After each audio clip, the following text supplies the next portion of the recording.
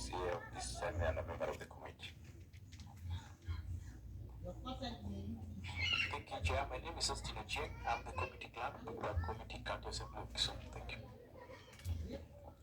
Thank you, Chair. My name is Prince Okucha. I'm the current assistant to the committee. You are welcome. We then go to the executive. Governor Kisumu, please go on record. The chairman, my name is Nyongo. Our delegation can also introduce themselves, just name and designation. So, Chairman, my name is George Okong, the County Executive Committee member of Finance. Chairman, my name is Paul Nyongo, Chief of Staff.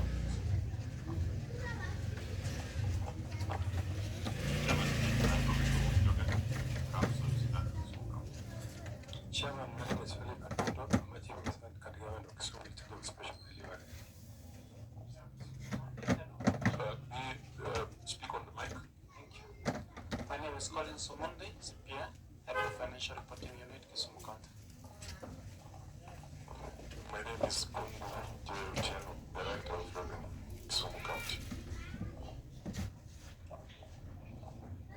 Chair, my name is Odhiambo Evans from the Office of the Chief Officer, Department of Agriculture, Kisumu County. Chairman, my name is John Oyo, Chief Officer of Public Affairs and Communication. Chair, my name is Caroline Njala, Internal Auditor. Chair, my name is CPSES Godfrey Anyang, Director of Audit and Government of Kisumu. Chair, my name is Eliud Ruboyo, Acting Director of Supply Chain Management. Okay, I think that wraps up the introductions. We appreciate the media. Ensure that these proceedings are public.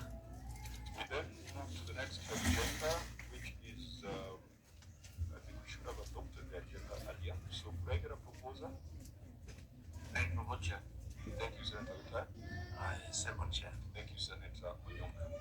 Even though our agenda, we are done the brief on the audit report, the brief by the Office of the Auditor General, and we have also taken note of the report by the Parliamentary Budget Office. We are supposed to consider the report of the Auditor General for 2 financial years, 2021 and also the receiver for the financial year. I think I will give certain directions, but once the board has been convinced. So let's move to the next order on administration report.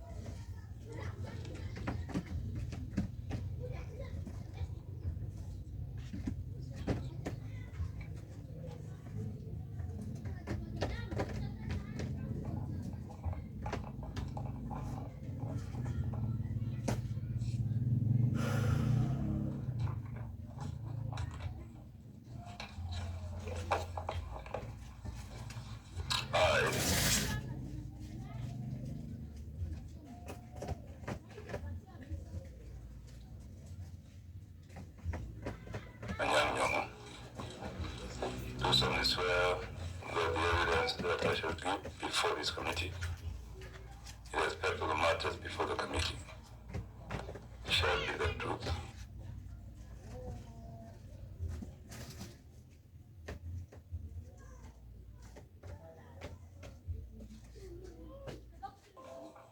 The whole truth, and nothing but the truth, sir. Mr. Chairman, sir, I hereby table the following documents before the committee: the management responses and accompanying annexures of the County Executive of Kisumu for the financial year 2020-2021 and 2021-2022. I thought there's a third set of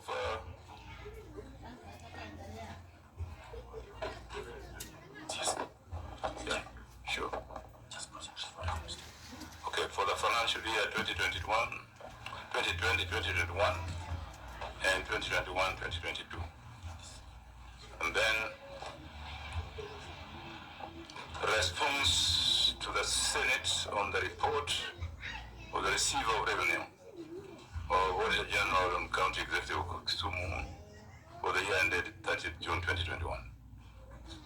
Receiver of revenue? I thought that was for 2022. Clerk, just guide the governor. Yes, okay. Because your document is wrongly captioned. It's supposed to be 20. The receiver of revenue report was for 2022. Okay. Can I say it again, please? Because 2022 wasn't it? Okay.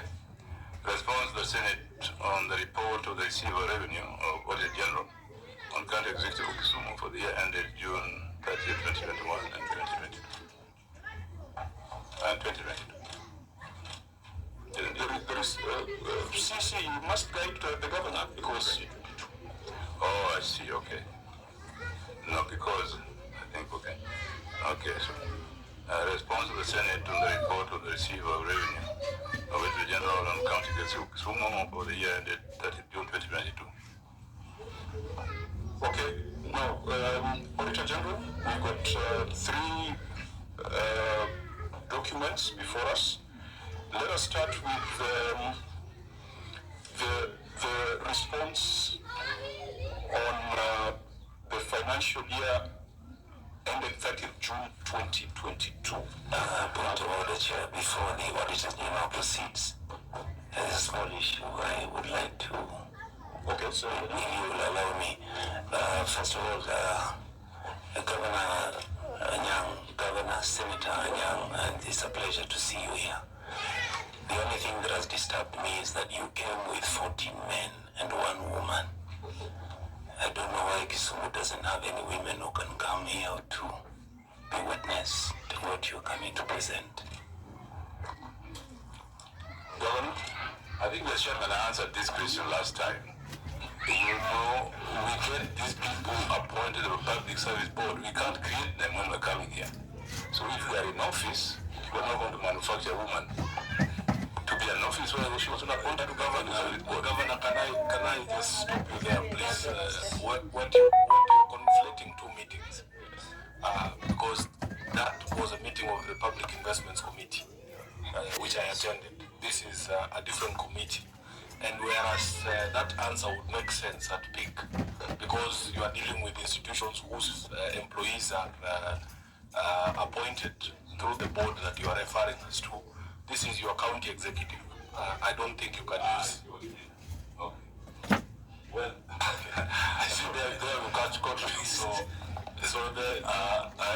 I think that quite a good part of this contract here is part of the executive, appointed by Public Service Board. Now the people that I do it are the people who are in front here. Correct. So let's start with the ones who are in front. The ones who are in front. Well, you know. How many ladies, Governor, are supposed to be in front? No, not supposed to be. How many ladies are there in the executive of the county government? Kisumu, there are 4 out of 10. But unfortunately, the portfolios they are responsible for are not which are expected to be from the committee today. The one expected to be committed today are these ones. So, Governor, tell us those 4, what portfolios do they? Those 4 hold the following portfolios. First of all, the county member in charge of public service,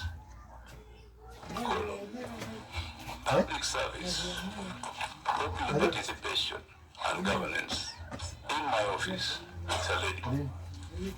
Secondly, the minister in charge of water and environment is a lady. Thirdly, the minister in charge of trade, industry and tourism is a lady. The minister in charge of culture, tourism, youth and gender issues is a lady. Out of 10. How many chief officers do you have, Governor? I must have chief officers corresponding to the ministries. 10, and there are 10. Yeah, sorry? The chief officers corresponding to the ministries. And there are 10 ministries. How many are they? The women? I think there are 4. There are 4 against 6. Yeah. I think let's make But I quick think business of this. Chair equally, even the assembly. It looks like ladies are not there, so they cannot be excused. So we want to know whether there are ladies in the public accounts committee or Isumu. Or there is no way that you can oversight the governor and he has complied with gender when you are not serious also with the gender issues. Chairman, thank you, Chair. We have a lady. Out of 7 members, we have 1 lady. And this is according to the composition of the House. Actually, most of them, we only have 2 elected leaders. And the remaining are ladies nominated. Okay, members, I think let's get back to the key focus, which is the billions of shillings that Kisumu County receives, and where the Auditor General has returned an adverse opinion. I think we've got more problems there. But the point is made, Prof, that those of us who know you know that you are a serious campaigner for gender equity and parity. But it needs to be demonstrated even in your delegation. When you mention that trade industry is headed by a lady, I've seen some audit queries on markets, compare market, trade-related issues. So at least that could have been relevant for the CEC to be here. But the point has been made. The rules that we are using here, you are the one who created them. I took this chair after you. So there are things, there are resolutions that have been made by the House, and you have been part of the thought process. So I know that if you are sitting where I'm sitting, you're probably concerned in the same way that the members of this committee are concerned. So members, let's now proceed to the core issues. The response for 2021-2022, Auditor General, have you reviewed it, and are you able to lead us in that conversation? Sure, we are not able to lead a conversation on that, on the year ended 21-22. Basically because we received this response a bit late.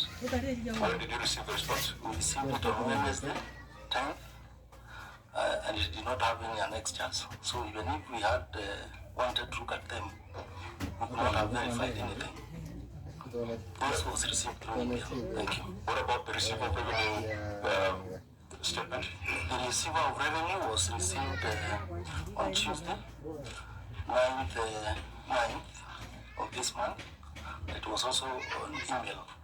But we had managed to look at it. But in our opinion, it will go well if we look to them together with the financial statements for the year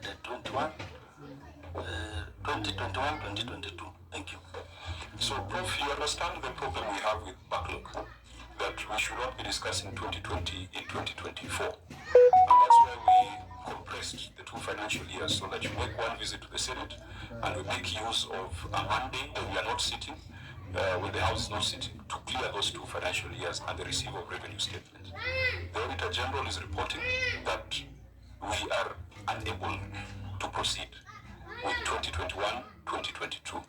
Is there any reason that could have occasioned that delay in submission of records to the Auditor General? I will ask George, the Minister of Finance, to respond. George. Thank you, Mr. Chairman. Through the Governor, I think on this particular occasion, it's the first time we are delayed by 1 day to submit the annexes in particular. I think it is because of the pressures we took from Senate within 1 week. We had an invitation to the Public Investments Committee for 3 financial years, again, and also 3 county funds. We tried to request that committee to give us a different date because we already had. George, please refrain from discussing what is before other committees. We have just asked a simple question. What occasioned the delay? Because, you see, strictly speaking, with that report from the Auditor General, this meeting ought to have been adjourned by now. Mr. Chairman, other than what I've just said, which I'm sorry is not relevant, the delay is mainly because of the staff capacity that we have. We will not have as many people as we have needed to serve the notices we had this particular month.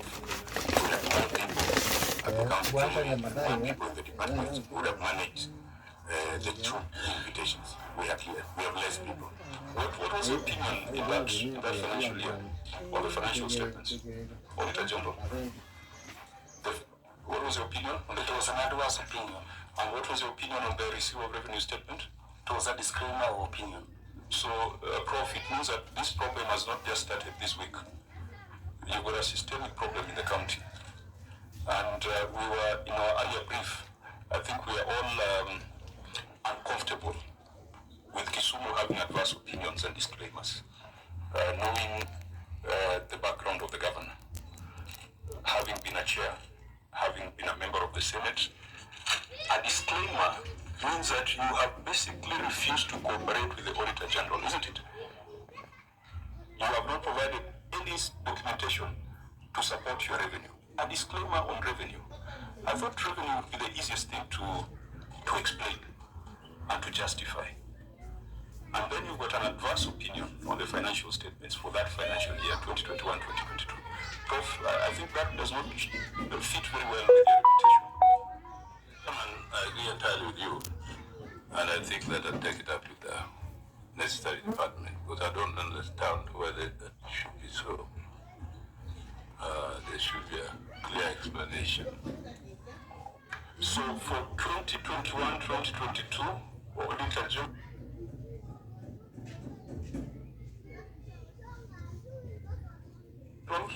it's clear that we cannot proceed. For 2020-2021, did you receive the documentation in good time, and are you able to prosecute?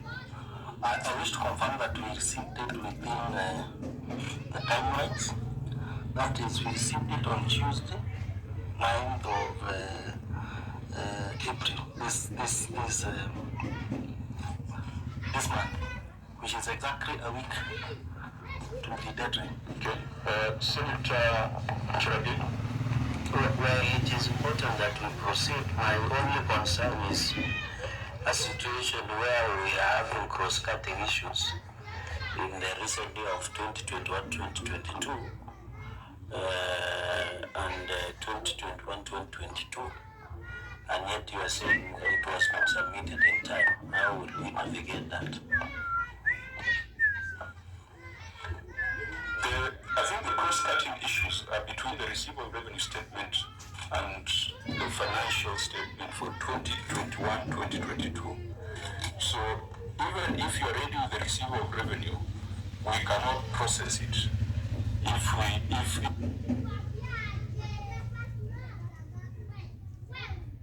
you are not ready with the main financial statements.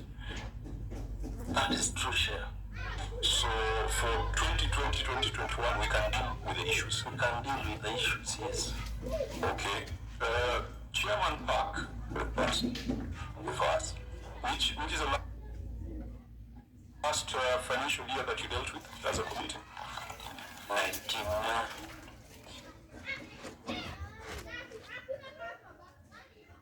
2019-2020. That is also very untidy to be discussing the year 2019 in 2024. What could be the reasons for that? I think this comes to the other committee we had in the second assembly.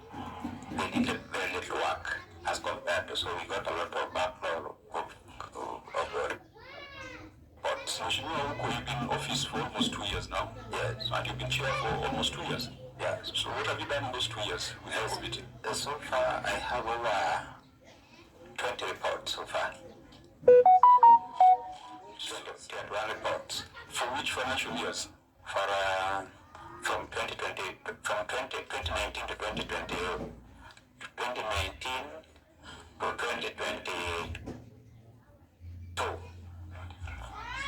Well, I'm talking, leave around the funds. Yes.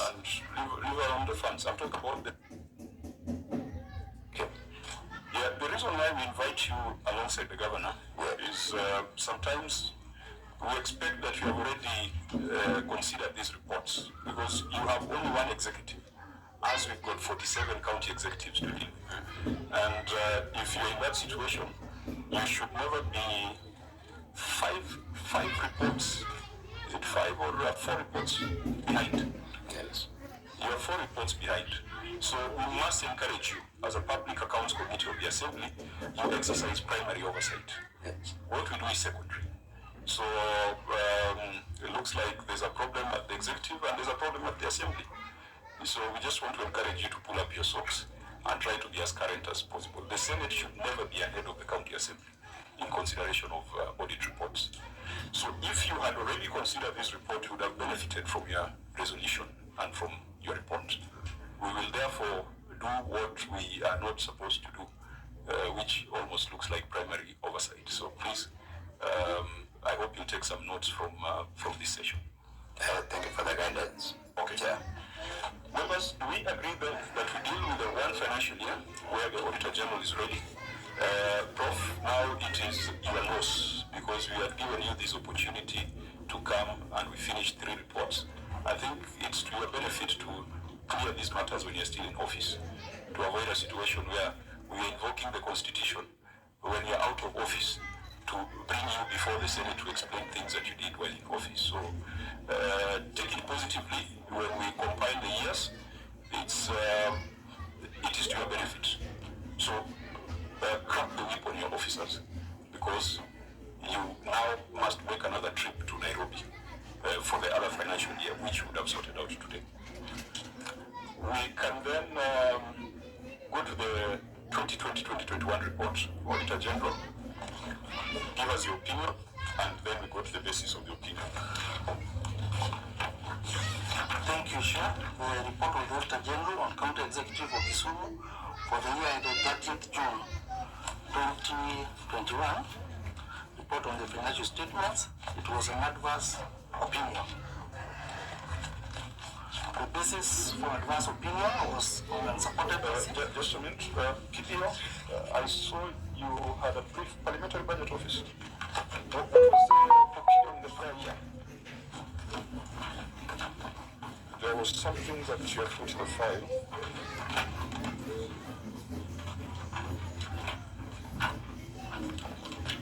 Do you have it?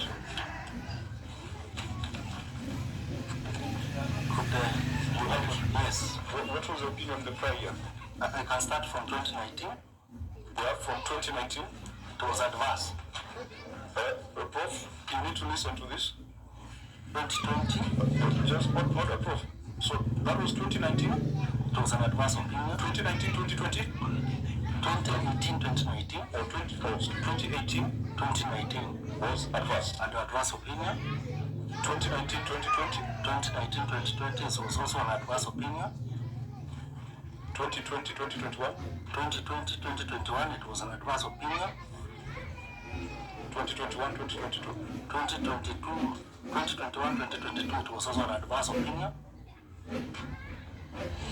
So, Prof, 4 years of adverse opinion. Doesn't this constitute persistent material breach of the PFM Act and regulations? That's what answer that, George. No, Prof, I think I'd like to hear your thoughts on this. Definitely, Mr. Speaker, Mr. Chairman, that's serious. But then as a governor, I trust the management of financial matters, the finance minister and his team. And therefore, before it goes to the auditor, they should have cleared the deck. That's why I'm still asking, why was it an adverse opinion? I don't micromanage department. I give them a responsibility. Because these opinions were rendered during your time in office. I think 2018, 2019, you had taken over as the governor of Kisumu. You were no longer with us in the Senate. And when you sat on this chair, there was a long struggle with the Council of Governors on the responsibility of a chief executive officer. You do recall that you insisted, or the Senate insisted, that the governor is described as a CEO of the entity, and therefore there are certain responsibilities that he holds, even though he does not micromanage or run the departments, but you're the captain of the ship. So I would not be very happy if you are very fast to pass the hot potato to the CC. That's why I want your perspective as the CEO. The expectation is year one, you have an adverse opinion, then you must call your team to order, whip them, and give them instructions that it cannot be adverse again. But then it happens again, and again, and again. In that situation, there are certain conditional grants that you cannot receive.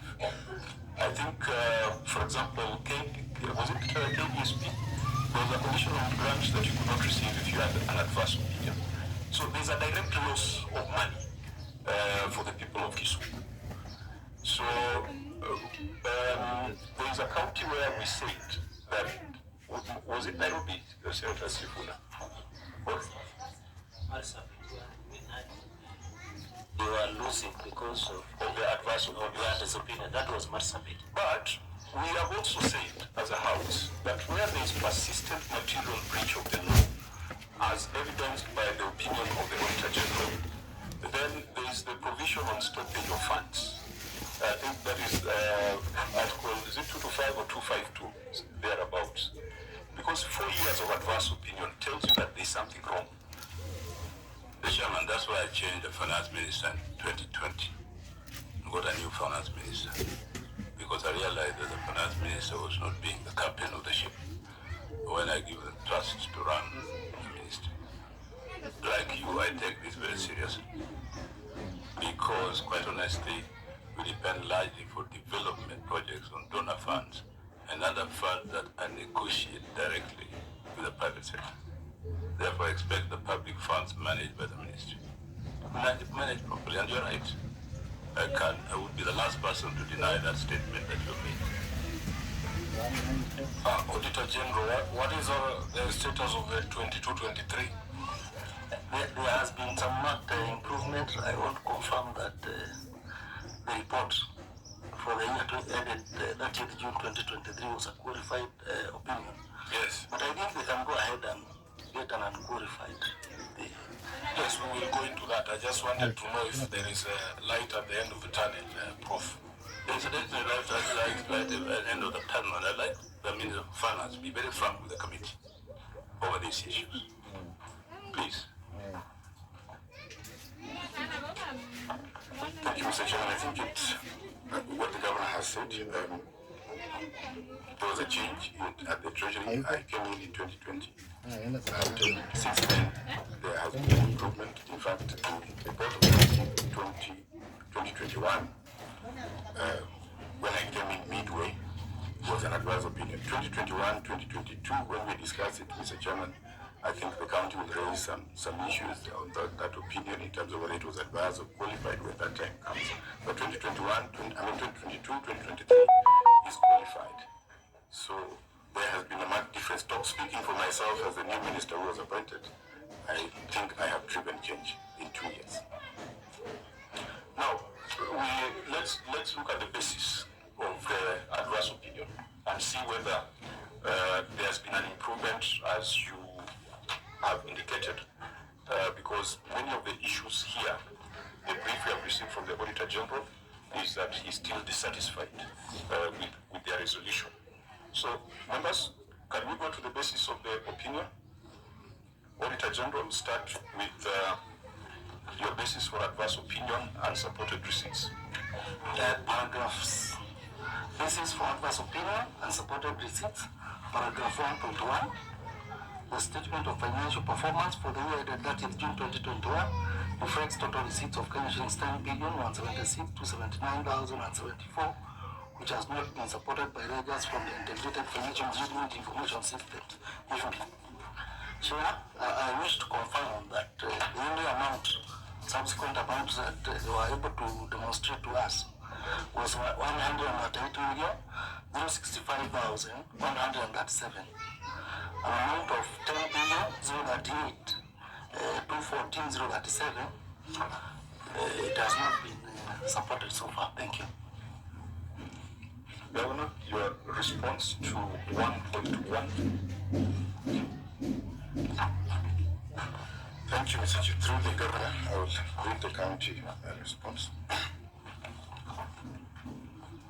The management, through the support of the National Treasury, had initiated modalities to ensure that all receipts, both exchequer and on-source revenue, are captured in the Integrated Financial Management Information System, IFMIS, and we have attached ledgers for 2023-2024, which are half-year postings, and now we are compliant. We have also annexed 854, which are found on page 22 to page 31.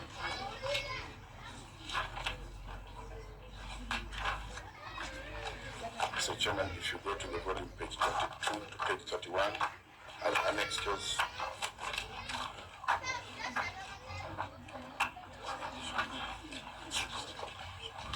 Yeah. So is any member able to make sense of The journals that confirm the postings that we are making now? of 22 to 31? We need to stick to explanations in the financial year under discussion. You will be able to demonstrate the changes that have been made or what you're doing now when we discuss those financial years. What you need to do is to pay to the committee. Why would there not be ledgers from IFMIS for receipts during that financial? What are they? Where are those ledgers? We know you are currently doing them, and if the next years you are pointing us to are for 2023-2024, that it doesn't answer the question. Mr. Chairman, that's why the response starts with citing the support from the National Treasury. Because in the previous years, before this committee, we have cited the lack of capacity and tabled letters that were written to National Treasury to assist in the previous reports. And we are saying that the Treasury has now come in handy, even though they came in later.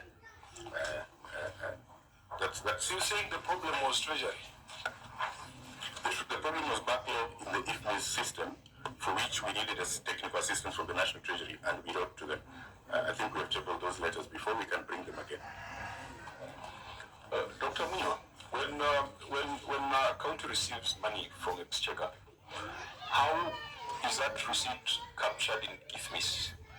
Someone has to go into IFMIS and create a record for the receipt, but how does it work? Just explain it to us. Thank you, Chair.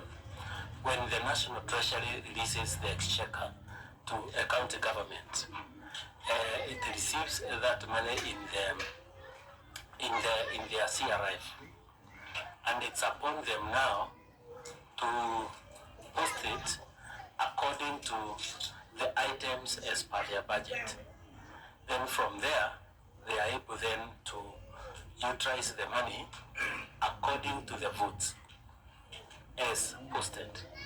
So you can only spend once, you can only spend what you have received, isn't it? Actually, yes.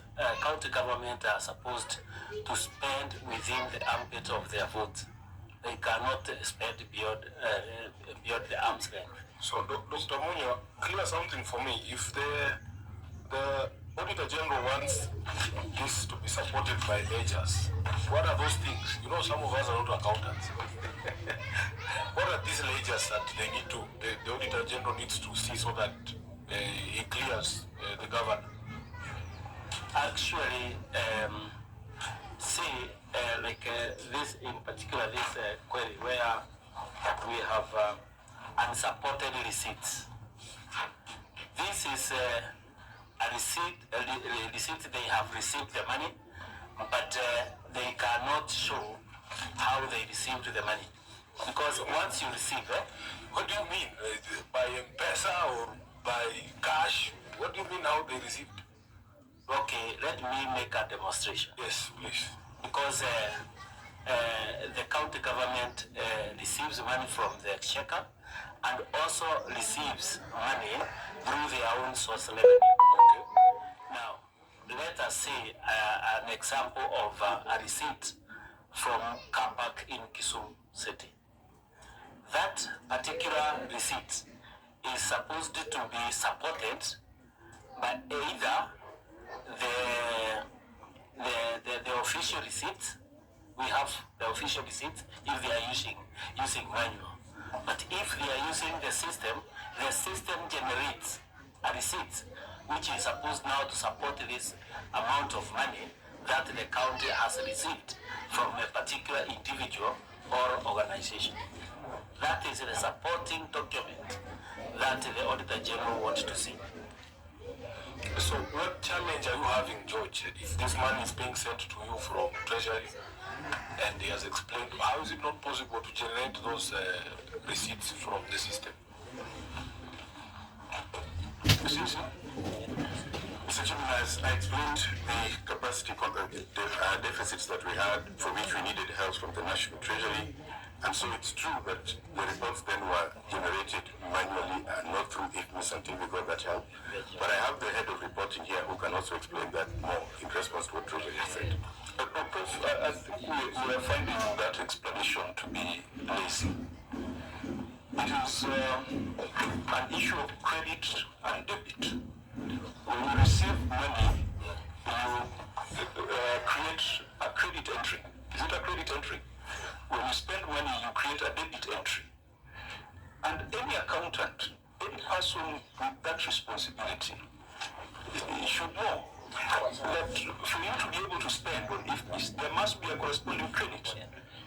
So it's laziness, it's not capacity. We have gone to far-flung counties like Turkana, they don't have these problems. I don't expect Kisumu City to have that kind of deficit, that you've got accountants who do not know how to debit and credit in the system. So it's a lazy excuse. We do not expect that these are the issues that should be coming out of Kisumu City County. It's debit credit. So the head of reporting, what do you have to say?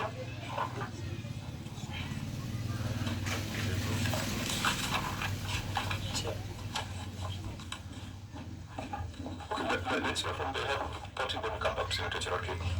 Okay, thank you, Chair. It is true that KFM Act requires 100% reporting from IFMIS. And when CC brought some changes within finance, we realized that indeed the officer was supposed to post these transactions in IFMIS had capacity challenges.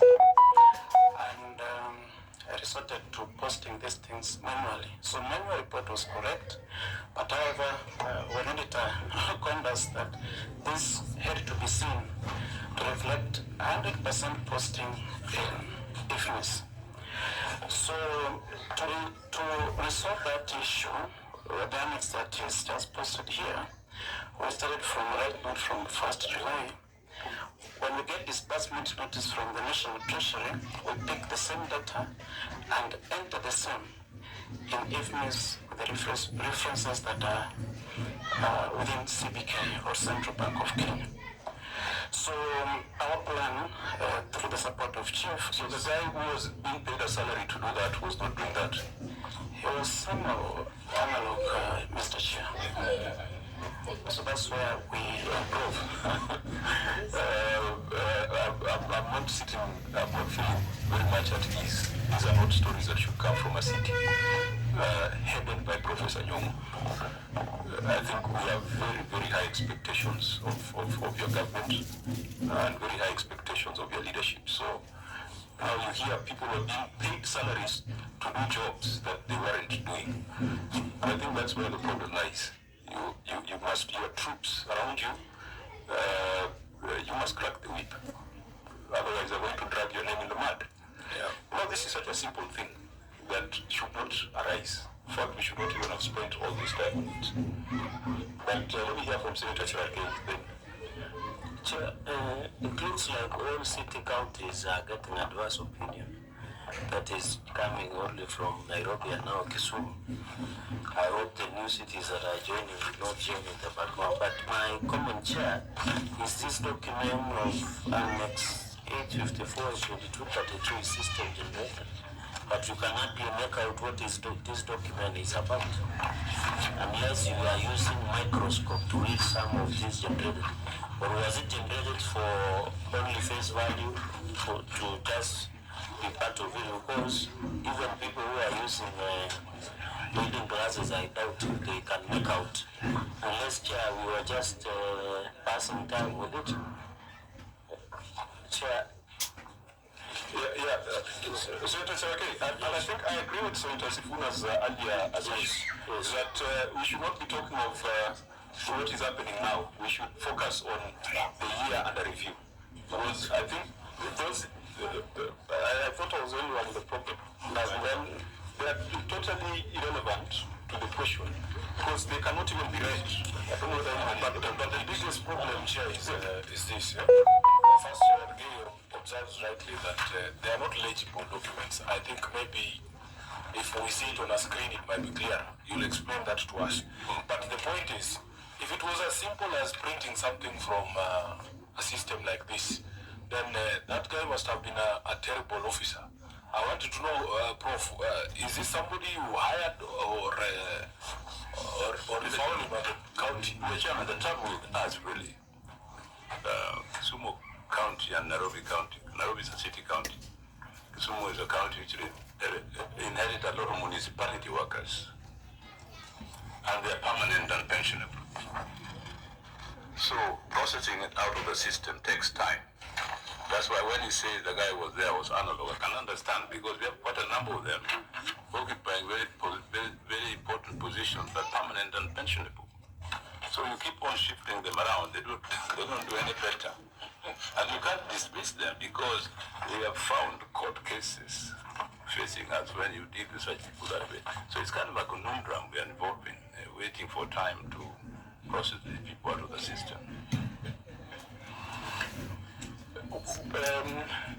Senator Tirake, your mic is on. Yes, only the management response were on 854A. I wanted to ask something on 854B, but it looks like it was only meant for, I think on part 1. I don't know whether the governor had responded on part 2. On 20th or part 20th. Senator Oktata, please go on record.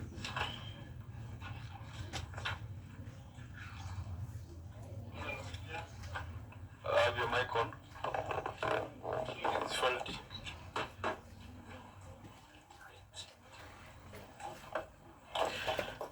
Honorable Chair, Honorable Senators, Your Excellency,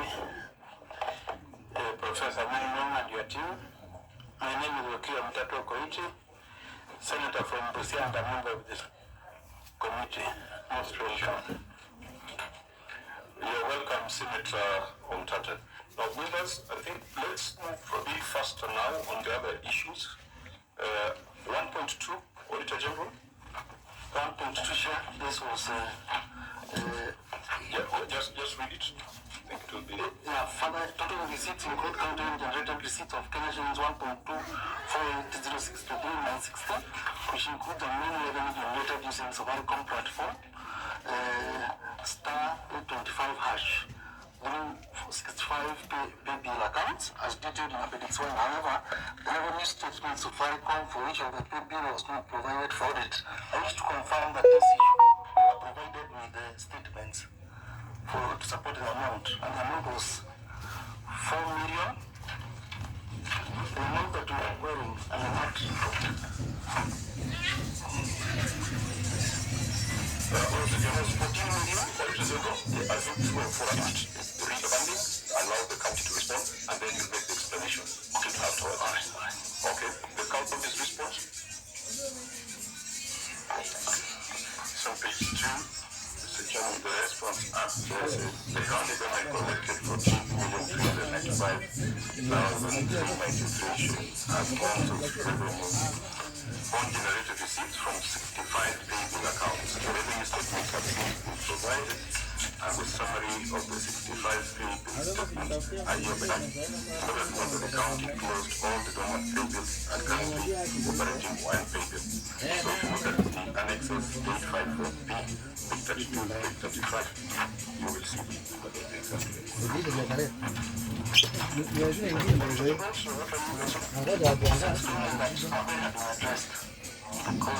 provided the supporting Safaricom statements and we were able to check them.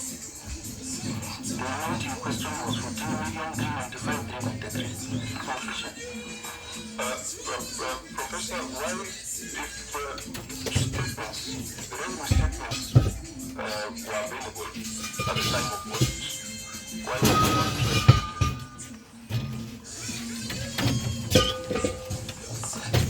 I remember that we had to exchange correspondence a bit with Safaricom on availability of these statements, and they provided them to us after the audit. They argued that at their own office they needed time, the statements were bulky. But again, if this committee wants evidence of those correspondence that they made submission to us by Safaricom, we can present it. Which is the revenue statement in these annexures? How does it look like? The annexures on page 32, 854B, discloses the pay bills that are in question for which we submitted the statements. So where is a sample of the statement, of the revenue statement, for at least one of the pay bills? As a chairman, they were reviewed by the auditors on site. George, what you say is that they do not form a piece of annexures. So that we can move. No, but then what then is our job as a Senate? If the Auditor General has said that there are certain statements that were missing, and as we at part of the report, and has caused the county to get an advance plan, we cannot sit here and then be told that the audit has reviewed and now it is okay. Why then do you come to the Senate? How do we close the issue without seeing that evidence that the Auditor General had put at the time of audit? And I'm not saying yes, it's statements. I'm just asking, show us a sample of a statement of one of the pay bills. Chairman, can I inquire, how were those statements sent to the auditor? Are they in soft or hard copy? So, Mr. Chairman, I'm informed the statements were sent to the auditor both in hard and soft copy. So the soft copies. So even if they are bulky, it was possible for you to share with the committee just on soft, so that you can have a sample. That's what the chairman is asking. There's no reason for you to exclude that material. Governor, you see our problem. Do you know how the Safaricom revenue statement looks like? Mr. Chairman, we hired Safaricom to collect revenue for us. I trust us collecting revenue and giving reports to the county. I guess what the finance minister is saying is that in annexes 854B, we on page 32 to page 35 is an itemization of the revenue streams and where they were collected and report how much was collected, which then accounts for the amount of money in question. I don't think that it would have been possible to carry receipts where the evidence has already been given here, one by one, that answers the auditor's question. Professor, you had to review the financial statements. Your financial statements for this financial year were due on 30th of September. You redid your financial statements and presented a new set of financials in March 2022. In March. That was almost 6 months. Was that 6 months? No, that's not 6 months. That's 9 months. 9 months after the closure of the financial year. Auditor General, is that correct? Correct. So 9 months after closure of the financial year, this matter is still outstanding. So what I'm asking as a chair, for me to say the matter has been resolved, because the query here is that revenue statements from Safaricom were not provided for audit review. Remember, these are financial statements of June 2021 that restated in March 2022. the summary of audit adjustments were taken into account on that in March, yes. So you're a lot of time. You're a lot of time. You made adjustments to financial statements 9 months later. This matter was still unaddressed. So for this committee to say that, yes, we are now satisfied, what do we need to see? A sample of a revenue statement. The matter is, through the government. Mr. Chairman, we agree that the annexes and summary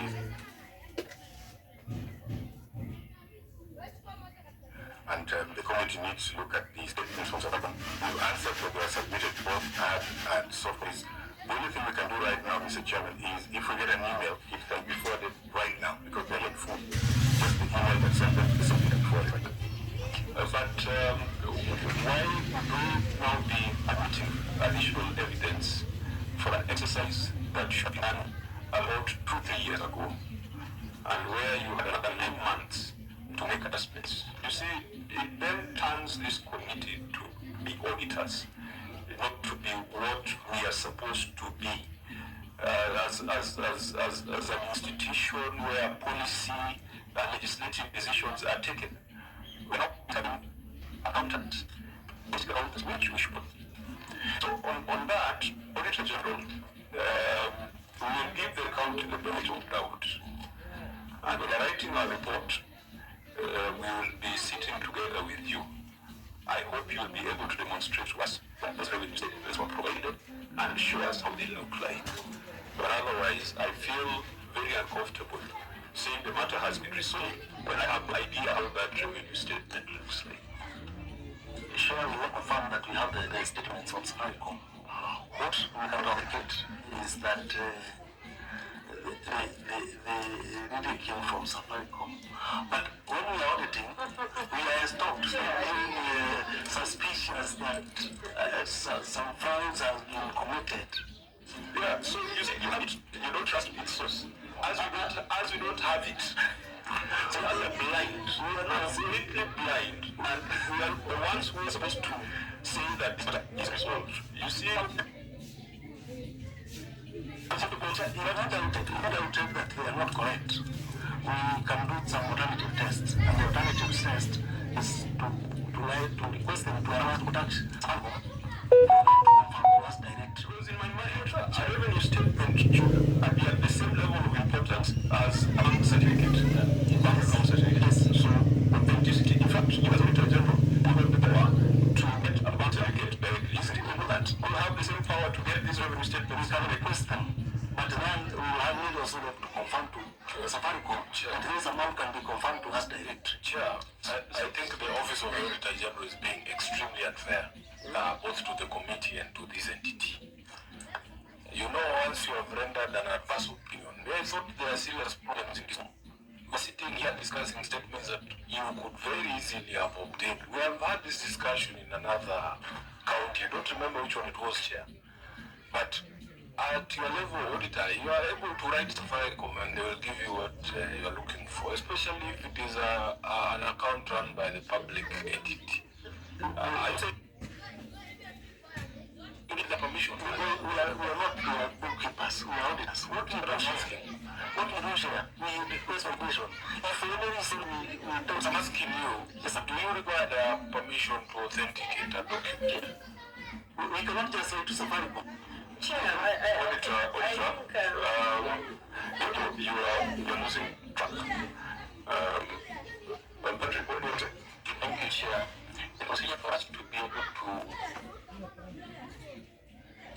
verify the evidence directly for Safaricom is to recommend to Safaricom or down to us directly. That is the established procedure. That cannot be correct. You are suspecting them of giving you fake documents. Then you are again go through the We are not suspecting them. No, it's a basis. If you want to confirm something, you are doubting it's authentic. How do you ask the person to give it to you? What I was saying here, and maybe I was put it out of context. What I meant is, unless we suspect something is wrong, that is when we would go into the forensics way, which are, and there are various ways of Okay. I Chair, much of the issues I wanted to raise has been raised by Senator Sifuna. And I think even for the briefing, we have been told hard copies of certain documents were not presented to you as auditors from Kisumu City. And right now, you are even confusing us more when you are actually doubting the statement from Safaricom, which I believe that you have powers to write to Safaricom and ask for the authenticity of that particular document. So I think you are taking us round in circles. Yeah, before my colleagues just make a comment. I want to say that the established procedure for what we call third-party confirmation is that the client writes to the bank or the institution to write to us directly, so that we know the request is coming from the client. Then why didn't you do that instead of confusing us here? Sorry, Chair, maybe I've been understood. What I want is, I did not doubt that the documents that were presented to us were forgery. Right? But they came late. If I had any reason to doubt that they were not genuine documents,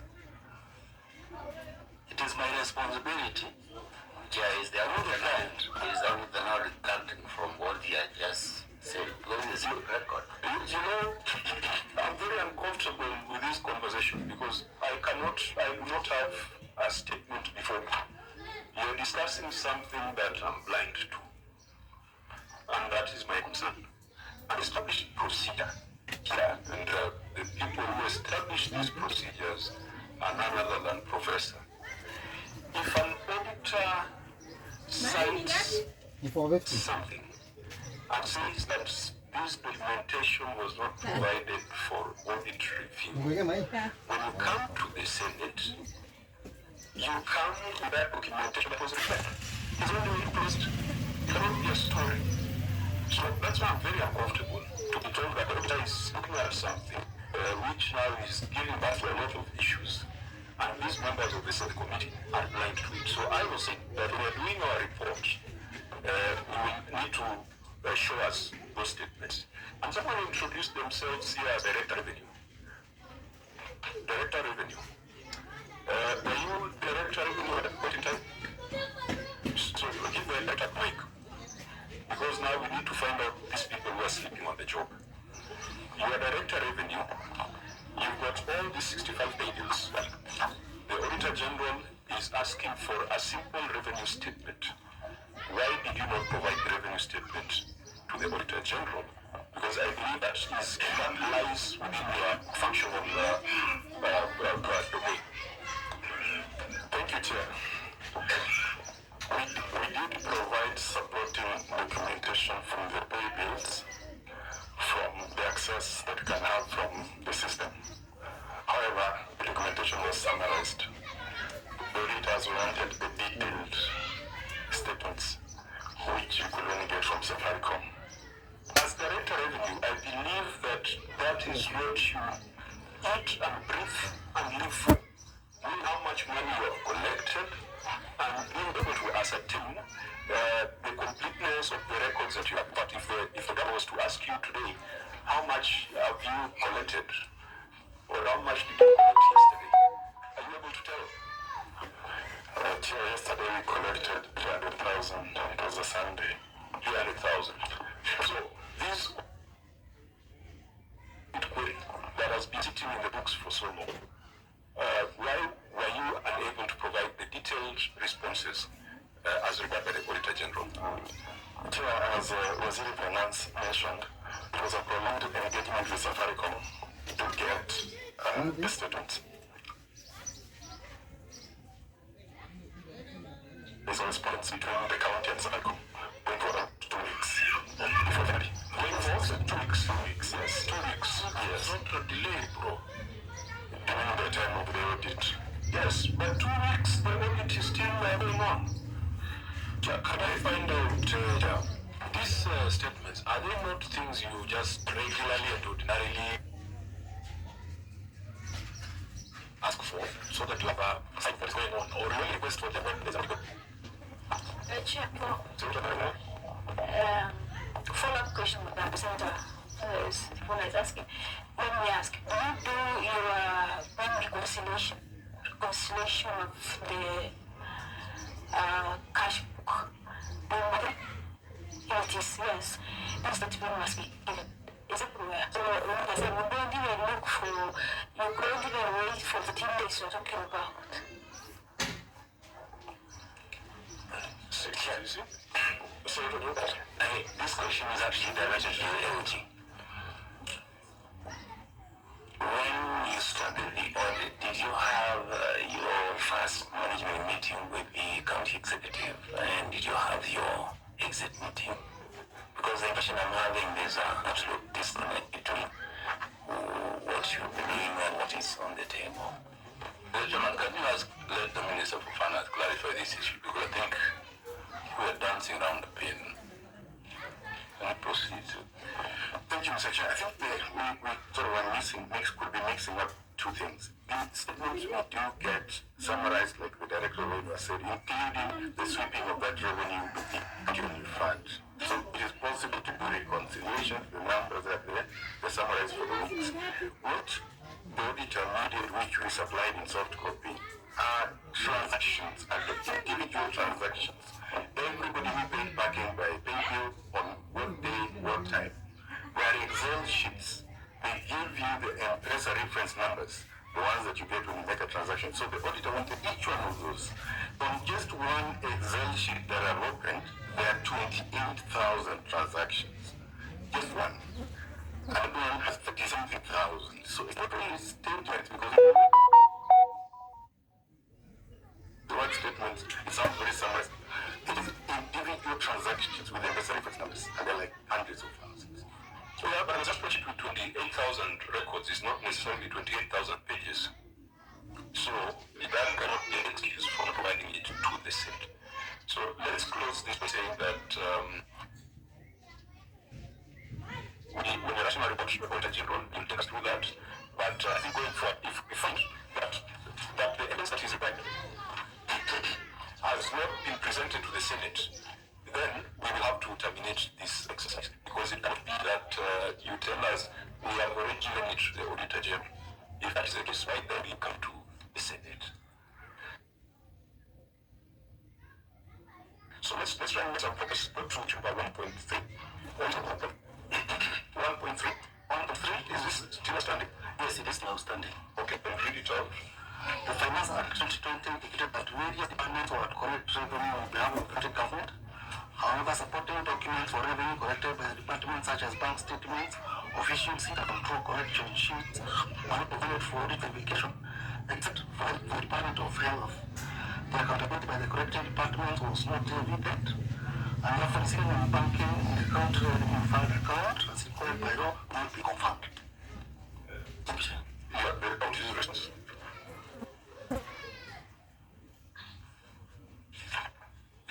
Thank you, Mr. Chairman. I think I'll allow Director of Revenue to handle that.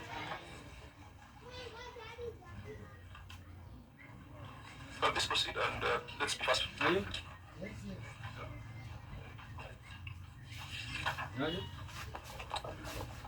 you, Chairman. As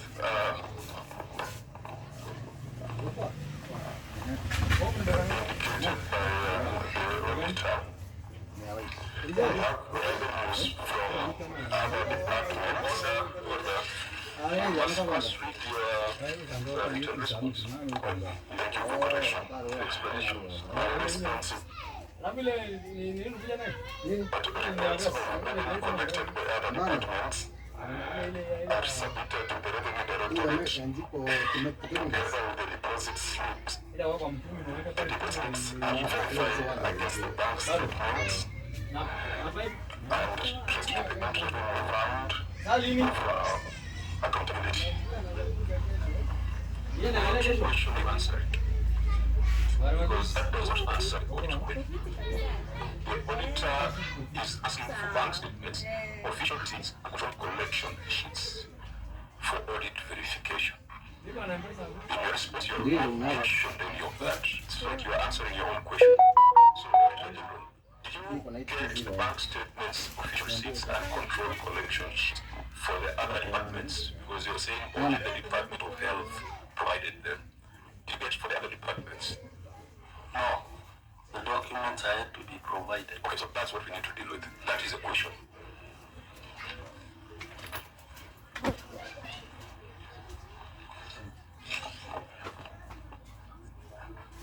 Director, did you read this audit query?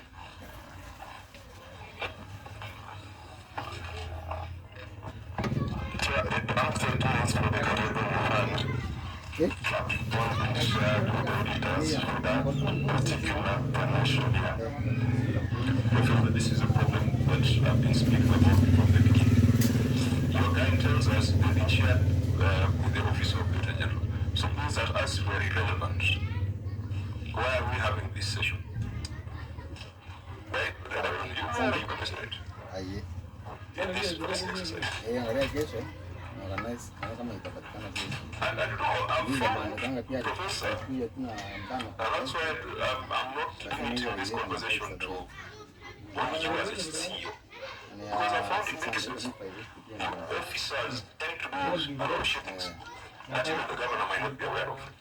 So we will also team officers on the spot, especially where there are queries that relate to their functional domains. Like these evidence, if you have an electoral revenue, really it needs to give us better explanations than what we are getting. He's not dealing with the audit query. Mr. Chairman, my understanding is that the bank statements have been given to the auditors.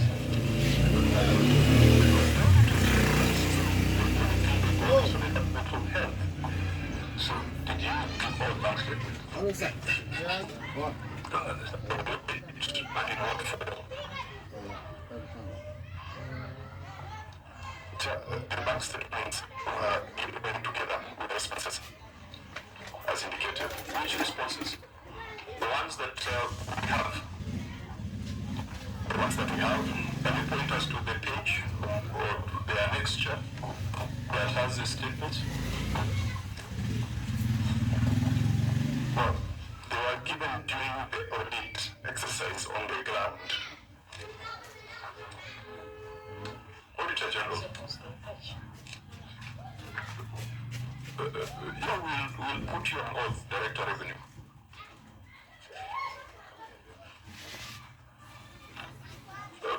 Professor, you guys are making our work hard unnecessarily. This was a very simple matter of providing bank statements, official receipts, control collection sheets. That is a question. And the answer does not deal with that. What we expect is to be told that the bank statements for the trade department, bank statement for whichever other department have been provided to the general, but they refer to Annex XYZ for a sample. It does not even have to be the entire thing. It can just be a sample. Then mark the matter as result. That's not family response, please, because it's a very simple thing. Security through the governor, the statements were provided, but again,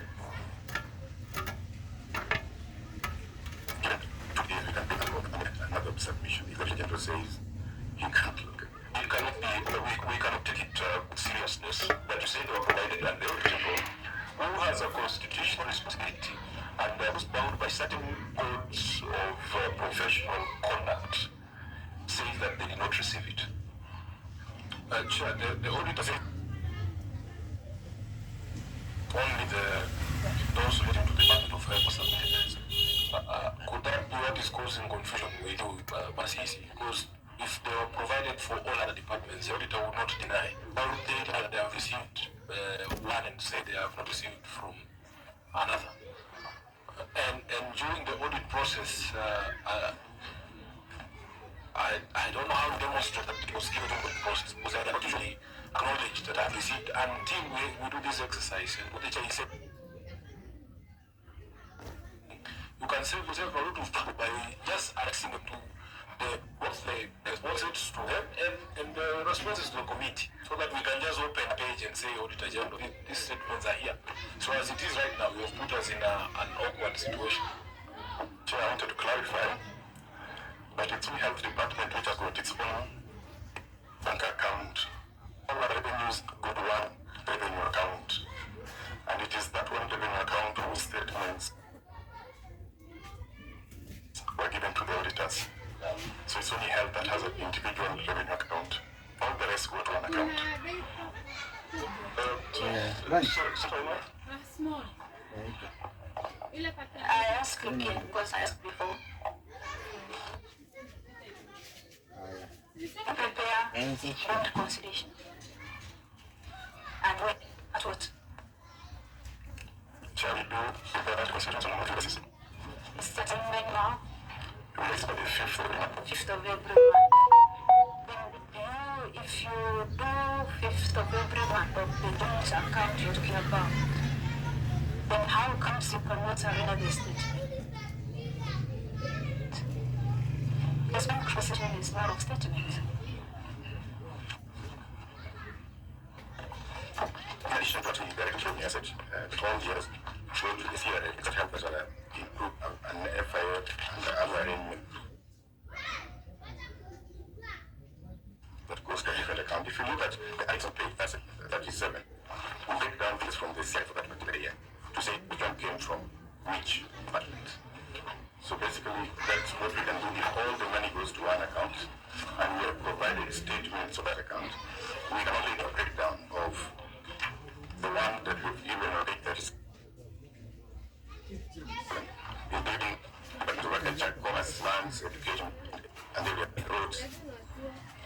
It's a serious problem with revenue management. A serious problem. I tried to send a letter and I thought it was going to shed light on issues. The receiver, this financial year, the receiver revenue statements were not being prepared. So the entity started preparing them in 2021, 2022. Isn't that the case, Oji? It is true, Mr. Shaw. So ordinarily these queries would fall within the receiver of revenue report. But I'm looking at the receiver report, the receiver revenue statement. The opinion of the auditor general disclaimer. A disclaimer. You know what that means. You have employed someone as director or receiver of revenue. How then do you get a disclaimer? Because disclaimer means you did not provide any documentation to support your receipts. You've got a serious problem. And it's just that today we are not going to go into this report. But we are prepared to come and discuss this report out of soul searching on the manner in which revenue is being managed in Kisumu County. I don't know whether you have a revenue board or it's just a departmental responsibility. We have a revenue board which was established 5 months ago. 5 months ago, yeah. Let them look at this report. It's a matter of priority, so that they can take necessary corrective action to ensure this transparency in management of revenue. So again, moving issue 1.3, without having clarity on whether this questions were submitted, but we'll have that discussion at our next session when you're looking at the receipt of revenue statement. Let's go to the issue of support adjustments in the financial statements. Auditor General, is this resolved or this is outstanding? The part of it is resolved, the part of it is outstanding. Okay, then read it out. Unsupported adjustments in the financial statements. Management of financial statements knowledge General that is September 2021 and Public Management Finance Management Act 2012. A revised set of financial statements was submitted on 21st May 2022. It generally to support the changes in the previous balances not provided for audit review. The changes are as detailed below. Changing was county-generated receipt, compensation of employees, use of goods and services, other grants and transfers to other government entities, social security benefits, acquisition of assets, cash equivalents, and prior adjustment. In the circumstances, the accuracy of the financial statements cannot be confirmed. Shall we confirm? I'll allow the county to first respond. Section, we attached the respective journal audit review, and the variances of 14,334,104 and 30,314,503 are reported by the auditor on other grants and transfers and social security benefits are inaccurate. The correct variances are 17,334,104, which is the difference between 1,528,723 minus 291,194,619 and 11,139,474 shillings, which is again the difference between the figures that is 32,45,061 and 51,305,587 for other grants and transfers and social security benefits respectively. We have annexed them to the financial statements which are correcting those inaccuracies from page 50 to 122. And also another second access correcting the statements from page 36 to 108 in the annexes. Why are you disputing the figures of the Auditor General and yet the report that I have here under row number 4, other grants and transfers, the difference is 17.3 million. Are we looking at the report? So why are you disputing that? And row number 6, social security benefit, the difference is 11.1 million. So what's the issue? The head of reporting. Thank you, Chair. That was a corrected analysis. Can you provide the analysis and you see the variances? I don't understand you. Are you saying the table at page 2 is the We corrected it. so the result would be in the audit report itself? Yes. Okay. In fact, it's I'm still not following. we tried to do correct analysis. You have said here, Yes. the variances of 14.3 and 30.3 as reported by the auditor on other grants and transfers are inaccurate. Yes, from the report. Which other report, and I'm seeing the same figure here, because we cast doubt on the work of the Auditor General. In fact, Chair, I have the actual audit report, unless we are looking at Yeah, please test it. so at page 3 of the Auditor General's report, other than the transfers, is the same figure, 17,334,104. I still don't have the original Auditor General's report. Auditor General, you could have two reports from the office of the same financial. Where do you have the figures from? It's not possible. What have happened is that we may have left the old financial statements and probably not submitted them to us. You have a copy of that old Auditor General's report. Let me see. You have it. We can share the email that this question originated from, and then we can argue with them to accept the correct decision. The figures you are asserting to be true are the figures in the Auditor General's report. So when for you to say that the Auditor General is inaccurate, you must give us the basis for that. Because what you are saying should be the figure is what is in the Auditor General's report. And there's no happens on the opposite. We have no visibility on the ML as Senate. We have no visibility on the draft report. The only thing that is visible to us as the Senate is the statement on 19th of October 2022. And this is the report that should be responded to. Not other private conversations with the Auditor General. Chair, if you allow us, we conclude any decision. Which other evidence outside this report that was tabled in the Senate? Which other evidence want to be introduced? The original audit claim. You teach your guys how to deal with these things. How can we discuss it? My book later. The Senate only discusses the Auditor General's report as tabled in the House. And that was the basis of which we response.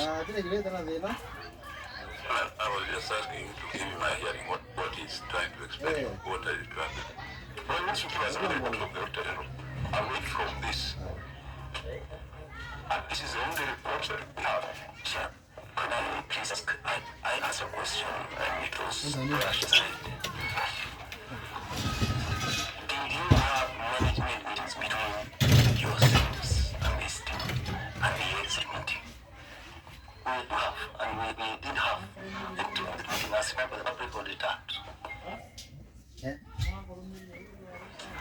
And our audit engagement is normally continuous, so we are always together. Okay, so you've been meeting this team. We have minutes to this effect that you met against the meeting and you've been discussing. Yes. Okay, yes, thank you. I get a feeling that your team was not very well prepared for this session because I would not expect this. And Auditor, when you saw this response, because you saw this earlier, what feedback did you give back to county? Oh, of course, we told them that that kind of defense is not necessary, is not right. Chair, Yes, I just want that after the response by the client, our team had the virtual meeting to discuss the response and the report of the General in preparation to come to Senate. So their preparation, and I think this is already derogated at that level. Because our procedures require that before we come to Senate, we must have a meeting. Discuss the issues. It is not still up there. Thank you, Chair. Now, to the other substantive thing, because this is arising out of what we are just discussing, is arising out of your response, where you're disputing the Director General's numbers, and yet the numbers that we have seem to be the numbers that you are disputing something that we don't have visibility of. Let's take other and transfers, where the difference is 17.3. So, and this is what I was to add of that you submitted your financial statements in March 2022. That was 9 months later. So the question the Auditor General is asking, in terms of the data justice, at the end of the financial year, you had 308 million restated of your financial year, went down to 91. Where the general starting at a finance of 17 billion. Auditor General is at the question and asking. That is last year. So give us that. The general's answer.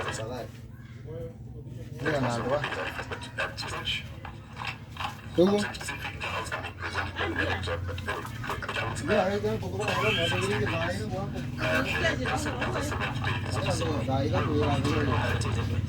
she's we have a simple general in relation to financial statements, which we have here on the back. That is what the Auditor General was asking for. That's what's matter for this way in the final audit report. So just go straight to ask the journals, and you can pick one of them is on page 36.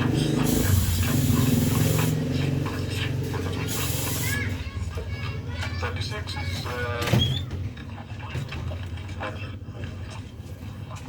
yes.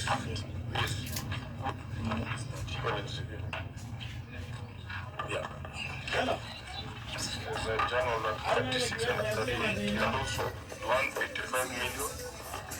Yeah. So you are more close to you are faster than I am.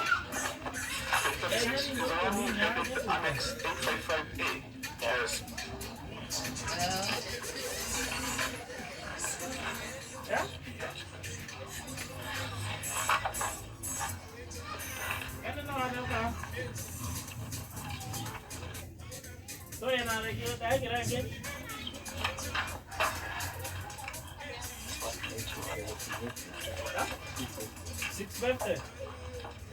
presence of the authorities, but rather on the titles.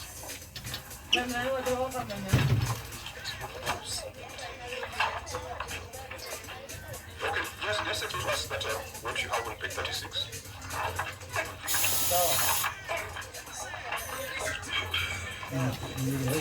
So, I think it shows what brought the movement of 316, 7 and 6, 178. The jury was asked to affect two accounts. One of the accounts was also revenue that was debited, and the prior adjustment was credited. To sort out the correction where the movement went from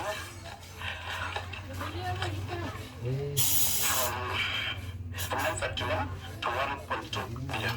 Why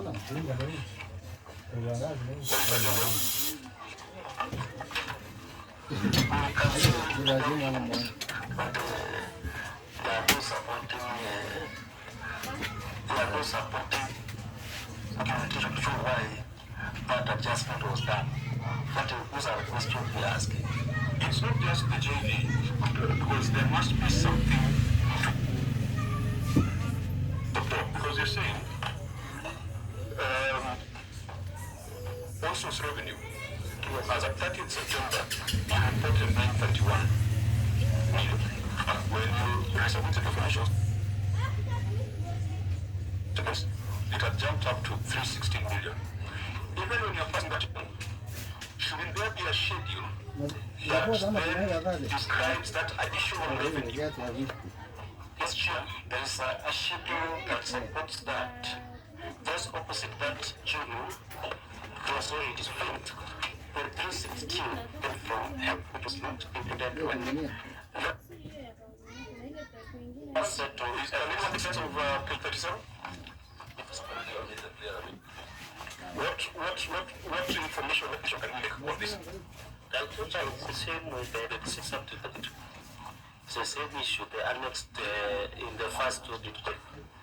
The capacity to include a cover photocopier. Perhaps your team can take us through the one on page 38, because I can see there is a clearer document attaching it. Next to it at page disabled one, which should be page 39. Okay. You said you wanted to list? Financial reporting. Please take us through the document at page 38 so we get some clarity. Thank you very much. The movement yes, the first account was use of goods, and the next account was affected was compensation of employees. Yes. So use of goods increased, but the supporting schedule that you are seeing alongside and compensation employees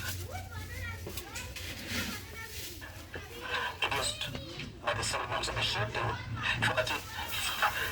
The transactions are not real in nature. Most of them are depressed to address operations activities. So we saw during what the true they were not part and parcel of compensation of employees that was supposed to be considered the use of goods. That's why you support the rest. But use of goods increased by 134 million, not just 85. Yes, true. At times we find movement coming from other folks. So if we add plus other folks which are relevant here, means that it moved. To put them together will be up to the amount of movement. Is that the journal at page 54? Let me check.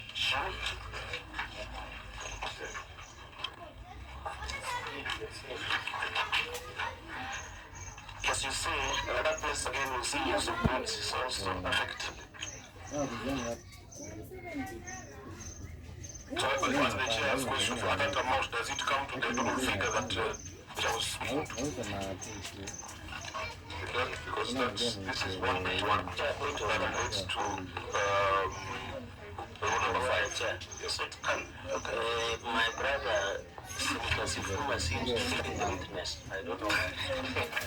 From my understanding, I know today, maybe because of yesterday prayer that filed, but he is acting the witness for some time now. I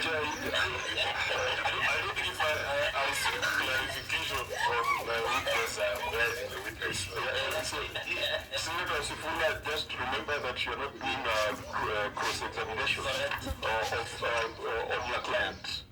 You're prosecuting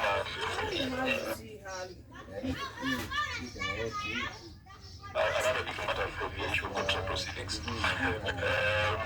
But that's on a light note. Perhaps we must now ask the Auditor General, what did you want to see to close this query?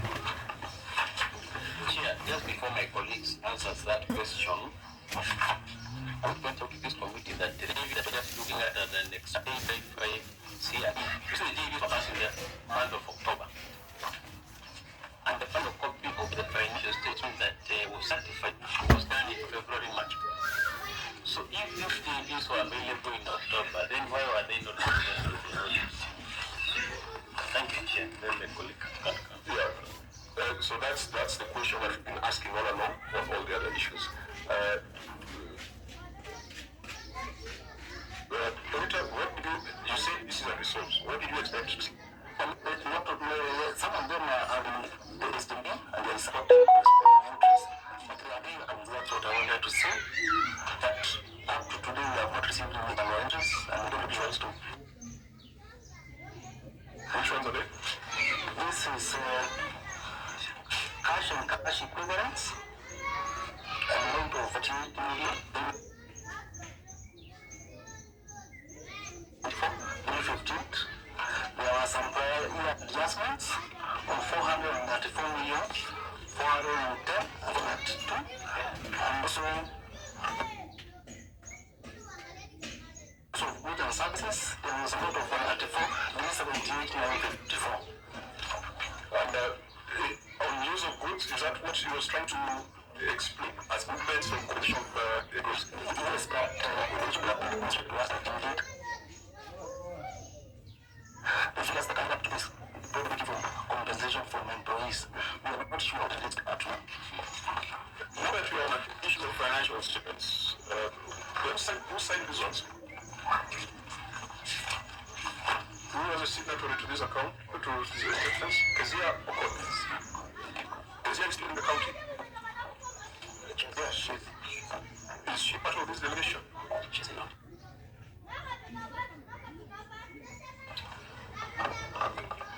Kezia has since been replaced as acting director of accounting subsidiary and the position has been filled by substantive officer. Kezia is no longer in charge. Who is now the head of accounting services? Martin Opio, who unfortunately had an accident and is not with us here today. But we're recruiting a new head of finance. Is Wilson Okondo at those? Still accounting? He is in the county, but he's not the chief of finance. Since Wilson had recruited a new chief of finance, he's sitting here today. When you have to restate your financial statements, first of all, it's allowed. Yes, it is allowed in accountancy, and we did not it is. What are the timelines? Is there a timeline in which the financial statement should be frozen? Well, once the new updates are signature, they cannot be missed. But between the time they are produced up to the time she signs her, and she updates her signature, the financial statements can be revised. Thank you. Revision of financial statements is meant to deal with errors and inaccuracies. So when you revise your financial statements and receive an advance opinion, what does that tell you? There is political or somebody not something anything. Yeah, of course, that ratio really should be from adverse opinion. Because they need to give you the opportunity to support your expenditure and receipts. And that's why I'm very keen on the professional who signed this financial you still find yourself in the same position.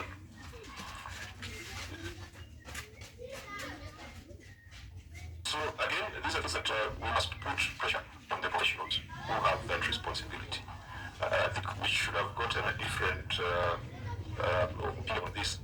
If you had been given another 9 months to research your financial statements, there are 2 lines there that are still outstanding. Now, Auditor General, find out whether you can get this report line. Is your team able to support the movements and the use of goods and services and the cash and cash equivalents? Those are the ones the Auditor General has kept pending. Yes, we can, and those supporting documents are actually given that.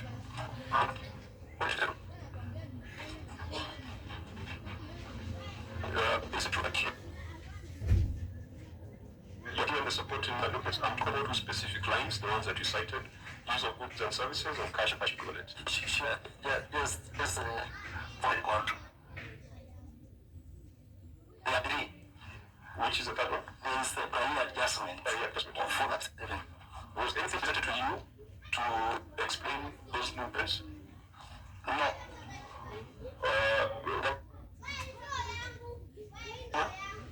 The auditor says that was provided. And I think we are now starting to get a feeling that the team is misleading the committee. This is not the first time you have seen that you are doing something and then they have refuted. I think if you get to the 3rd instance of misleading the committee, we'll have to adjourn. So, of course, the documents to be presented to the Auditor General in the next 7 days. Such one that's the best you can do because we have. Okay, but I think that's the best way to resolve this because I don't want to get into the counter accusations between the office of the Auditor General and the client. But I must tell you that where there is doubt, I will go with the word of the Auditor General.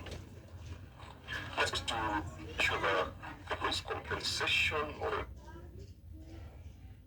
employees' unsupported wages. Auditor General, is this still outside? Yes, it is. Okay. This is compensation of employees, hospital employees, and statements of receipts and payments, the phrase and arrangement. 4,457,566 and compensation of employees, other than pay provided to support the balance of 4 million, 4 billion.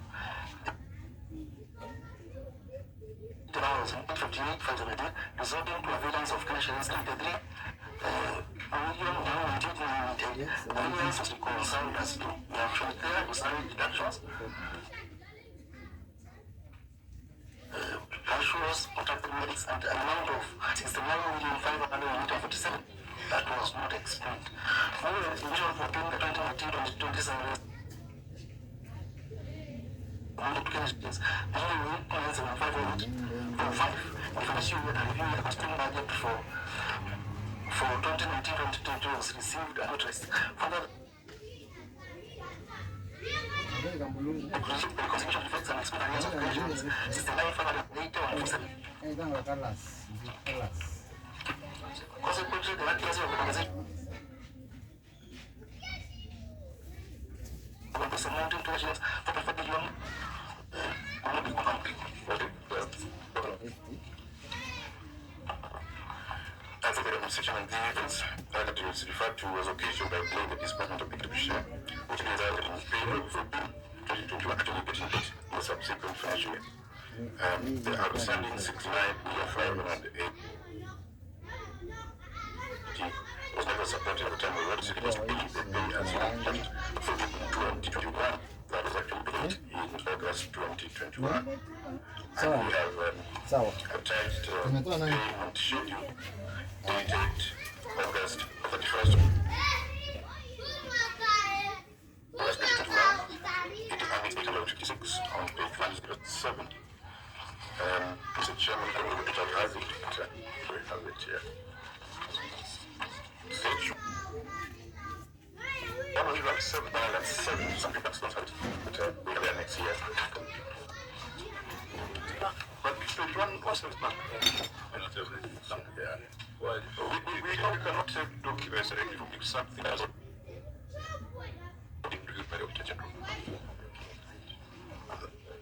Essentially, it was a bit unreviewed, just the compilation that did not include. We have submitting it now. Auditor General, have you seen what it is that they are referring to? Which ought to be observed? Chair, you can confirm that 856 annex was blown from it. It was not supported. Because you said you received the responses by email. Yes, So it was in hard copy. through email. Prof, what do you suggest?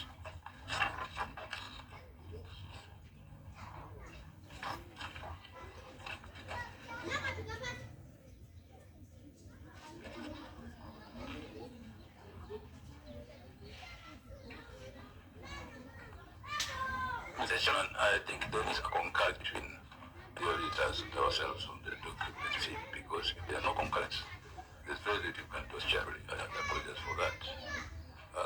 This may require an adjournment for the two parties to come to terms with the document they're bringing here. Something I went through is that for you walked out. You know, Prof,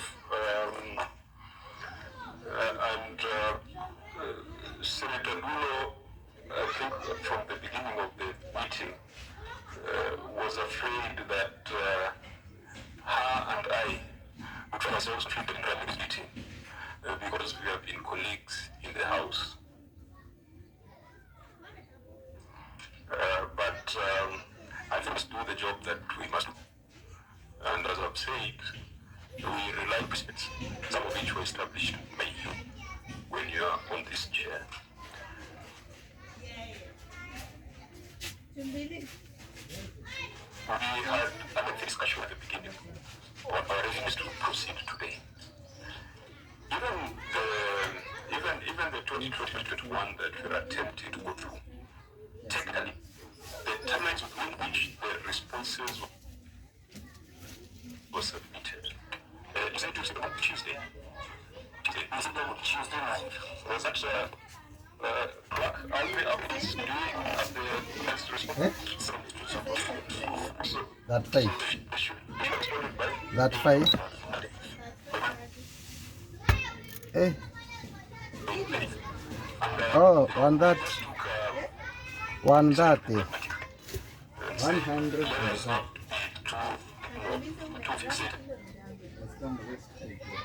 Those guidelines. But now it is emerging that that delay is now the single inconsistencies that you're talking about. And because we didn't just want to sit back home for the delay to, respond ready. I think advised that let's make limit out of it. But it appears that we might not be able to make a lot of progress if the Auditor General says this and the county executive says something else. Under these circumstances, can I ask I think we have a very magnanimous I'm very cautious because he's a very good neighbor. He has all the sugar factories I don't have. So I was very careful to recognize that my rule where the rush. What I'm trying to grasp is that we have magnanimous was another entity or another client. Probably could not proceed, but my only concern about Professor SG Emeritus. Thank you. Does some of these colleagues or your colleague work with in the county have been having meetings with the auditor's office? Because they have, we have also taking only the auditor. They have been what the kind of, it looks like they have had every meetings. Normalize this, and these are just public issues that should have been resolved at some point or at the lowest level there before being escalated to the Senate. So Governor is that since you have given these gentlemen and ladies a free hand, they say responsibility, leadership comes with a lot of responsibility. These gentlemen, when you do your cabinet meetings, when you have progress reporting, have they had a chance of sitting down with the office of the Auditor General? Because it looks some of these that looks like this job is taking an entry meeting, exit meeting, trying to build, because I'm glad you are saying this capacity, we were not doing this, we were not doing this. Maybe just a clarification before we post we make a decision.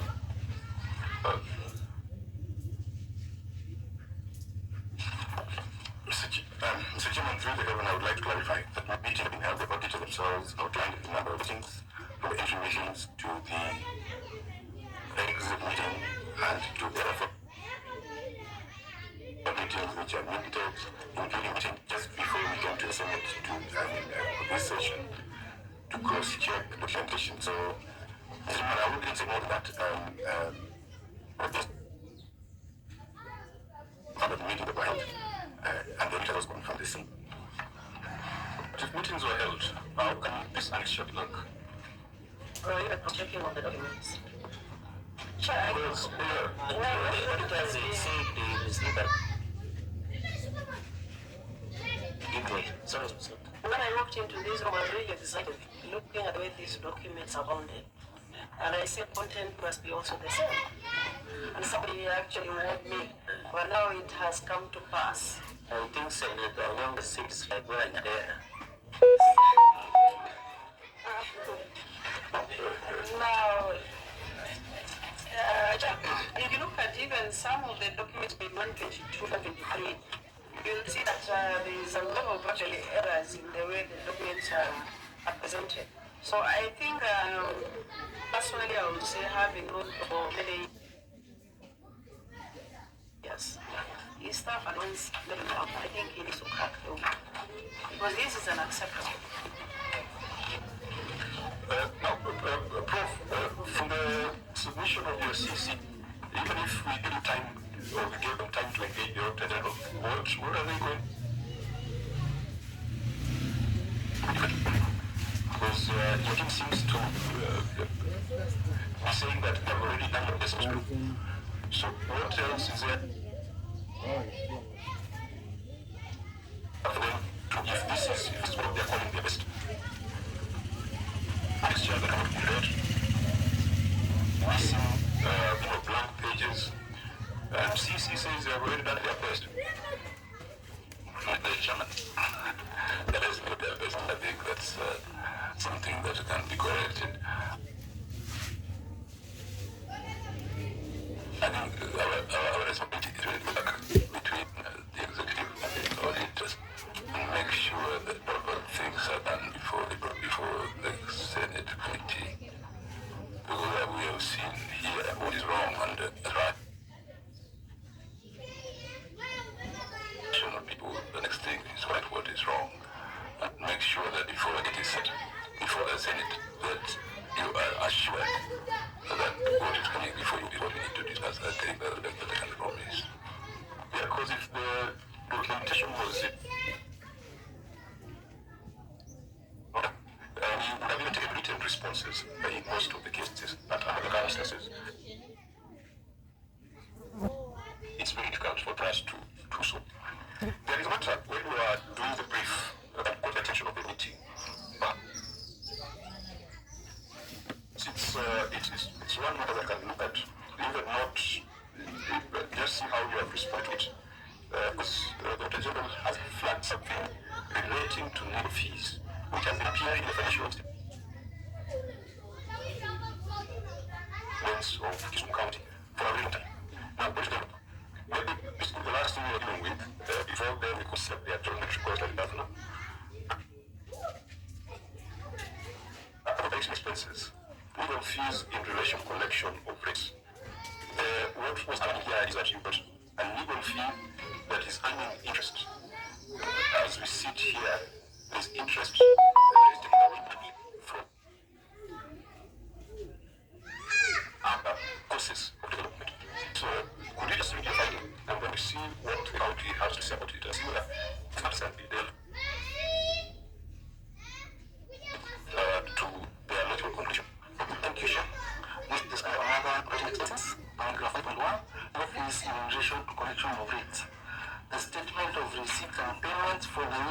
30th June 2021 reflects expenditure on goods and services of pensions of 1.1 billion at 1,806,559 as disclosed on 7 to the financial statement.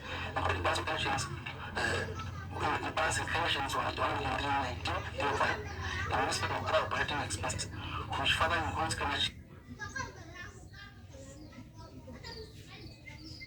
46,572,175 for legal fees in relation to cases between the county government and the law firm engaged for debt collection by the Department of Council of Kisumu.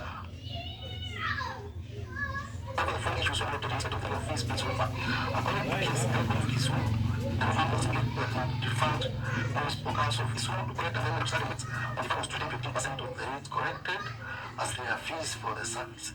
The firm collected over energy for the legal and paid rates, but failed to remove the amount of the funds. Council of Kisumu or their successor as affidavit by the former chief officer, Department of Finance, dated 16 February 2017.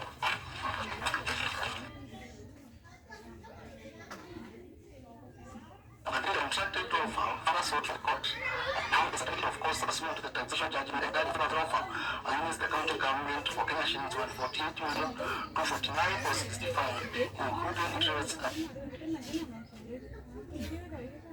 contracts from December 2015. The court parties reviewed the settlement as per the court order. The top party decided in consent and from there. The court ordered that the outstanding decree topic that's communications of 115 million in respect of the law firm in payment installments.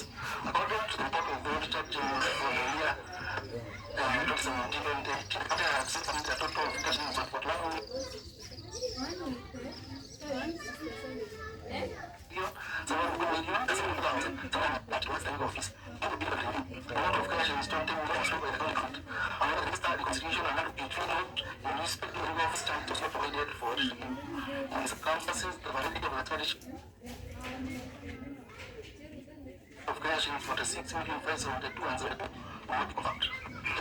Okay, what was the county's response to that? Our response is that the case active and the order has been moved to court. Enforcement through the investigation matters that I just the council to address the delivery and also given an advisory on the subject of this decree once it happens and there is an application. Later, we have a time the legal advisory and reconciliation of the legal fee in relation to this case with the annexes 109, so if you look annexes on page 10124, which gives you the statements of the lawyers and your matter in terms of what they are called on page 109 and how to balance planning, and then it also gives you on page 111 communication between the lawyer and the county government indicating the matter of active on page 140. The lawyer presents a last the lawyer presents a calculation of the balance and that's 37.2. And on page 162,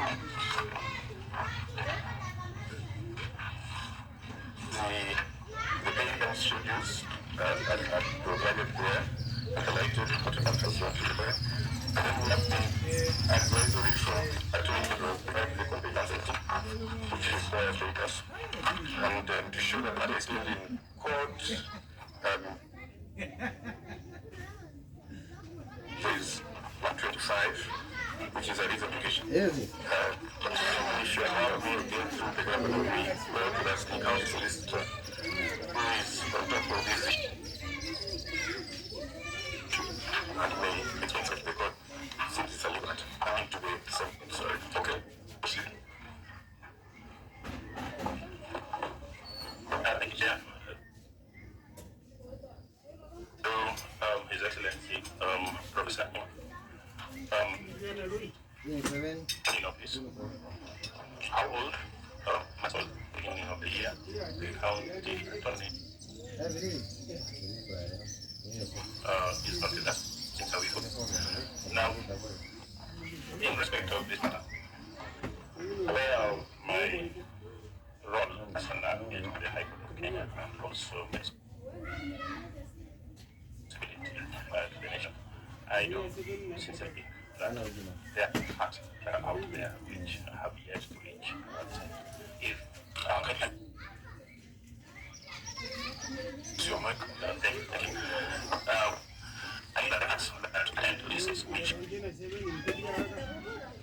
are still out there, which in all honesty the Senate needs to have. The Ministry's response was provided before these facts.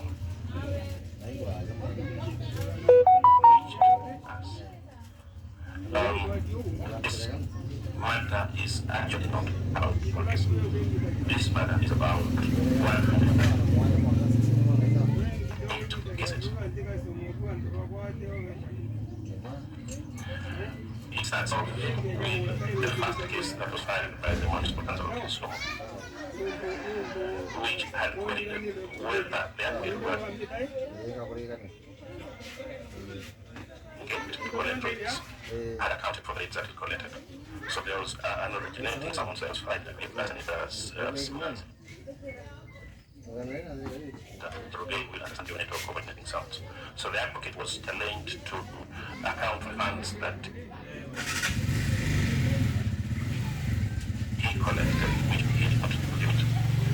In answer to this case, he filed 97 cases where he was seeking taxation of his bills.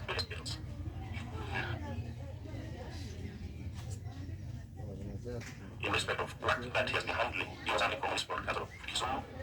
Some of the briefs related to matters that were not rates. So it is classified as fees in relation to collection of rates. Upon accession of the advocates, The district could I intervene? So what is he? He has been for paying before. Thank you, Senator. The advocate's fees were taxed. It was taxed, and the taxation was defended by the Municipal Council. It was not an expired matter, and the court defined that that advocate was owed by Municipal Council a total of 179 lakhs. Now, with respect to the contest that was filed by Municipal Council, what could be demonstrated was 23 million. That was a set up, and in the process,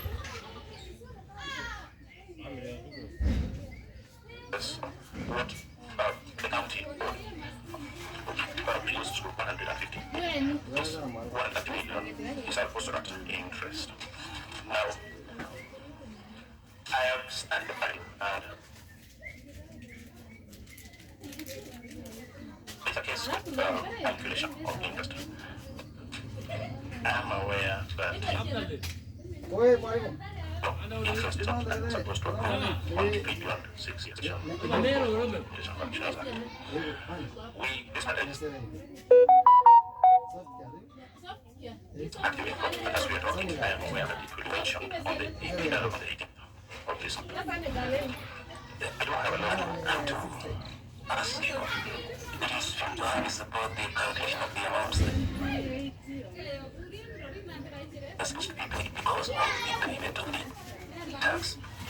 Is a major dispute or is it the legitimacy and existence of this matter?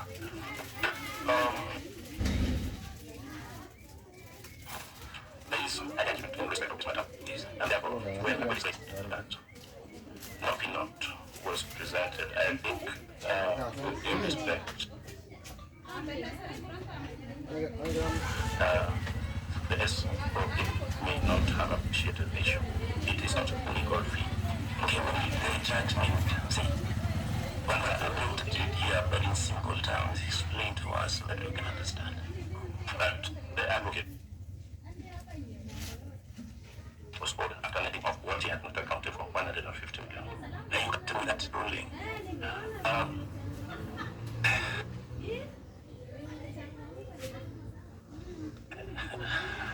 When you're public servant, yes, So you have to put me in the law. I'm looking you straight in the eye and I'm telling you from the moment I have to do it as they are. This is a matter that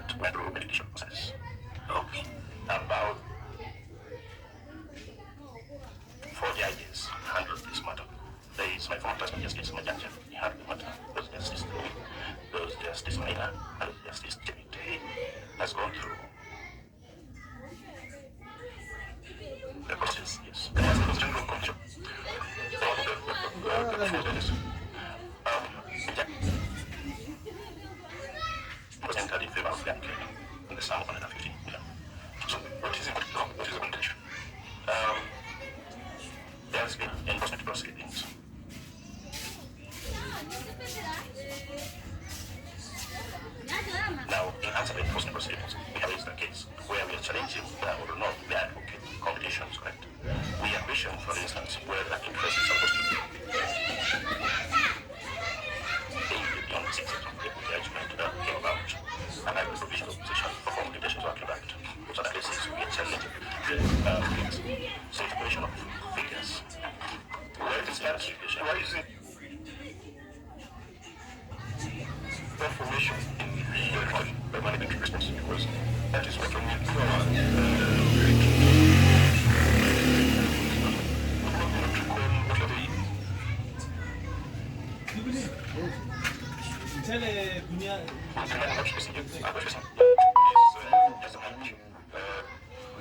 the AG has given advisory, and the AG's advisory, paragraph 44, says that the investment for going to different principles that the county government would like to represent all legal fees and in accordance with the updates, declaration or ask for legal services provided. You have also cited some other directions from the office of the how do you confirm that? You're saying that there's some suppose kind of directions stopping the payment. Can the auditor general stop payment by a county government?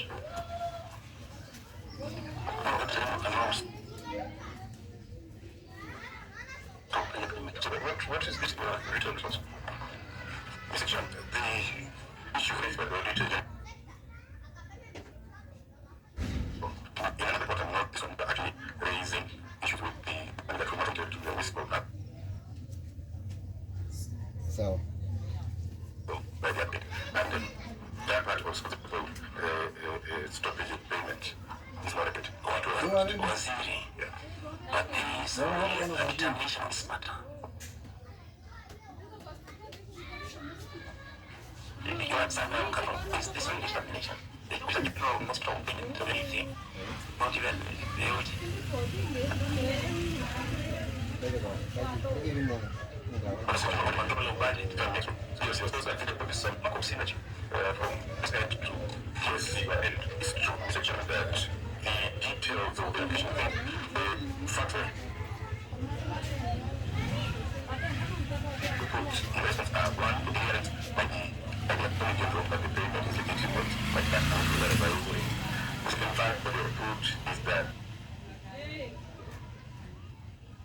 That is, however, still active in court.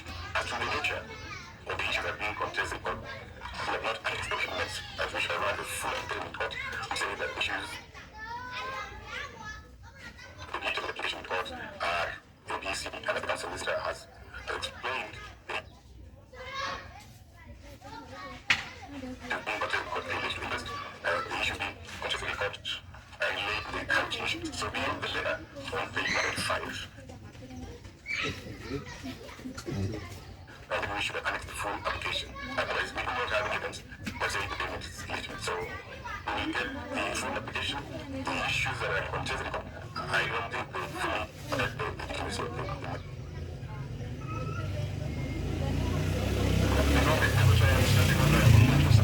We can go into details and which is in question from the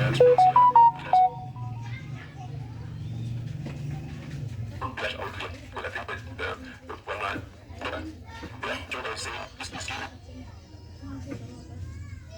Supplementary information that is here. That's what you have captured in writing. And you are right, because that's why we asked the solicitor to come. Because it's a response predated the information that the solicitor has for the court in the case is active in court. So it's better to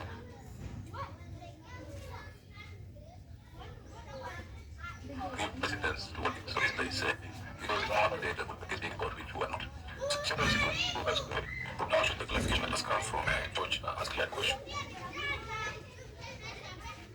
I had there's almost a stigma not executives and other entities from just admitting that they paid lawyers. It's nothing wrong with just saying we'll pay this money, but that is very difficult. Nobody is higher than the courts. That's what the Auditor General says. If there is a court to that's the order for it. That's what a bill has been put through properly. The channel staff being taxed, so you cannot say arguing about the actual figure of the equation of interest. That's a very different issue, but you have the time. Because you're the place, there is nothing wrong with that. And so we just say we pay, but we need to finalize the equation.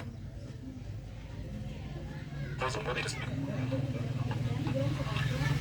So, yeah, I'm going to bring one fine. You will have received a simple application.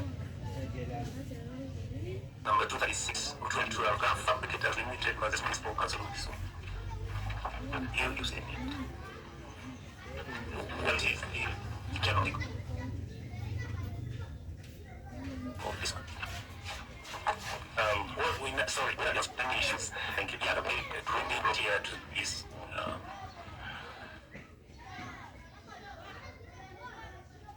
thank you, Chair. Thank you, Senator. If I may, as an foremost, part of the problem arises perhaps because the person might not have understood the issues with due respect that relates to this matter. From the opening paragraph, I realize that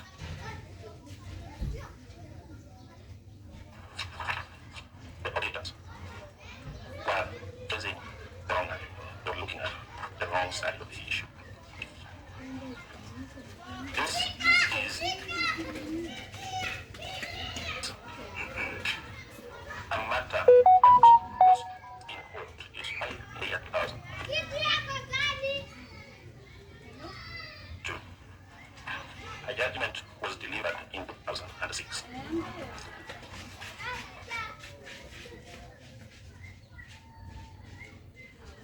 The fact of the case is that fabricators, while their contract, they did some work, they partially paid, and they went to court to clear all funds of them.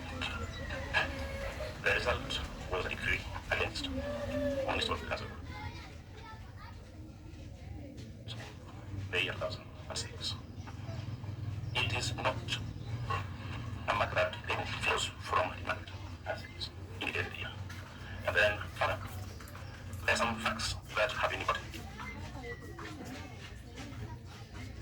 into this fabrication company case, which arguably led to the careful matter. If you look at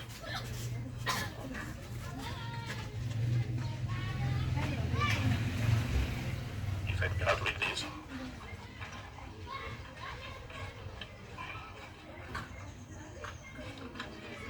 further information available in the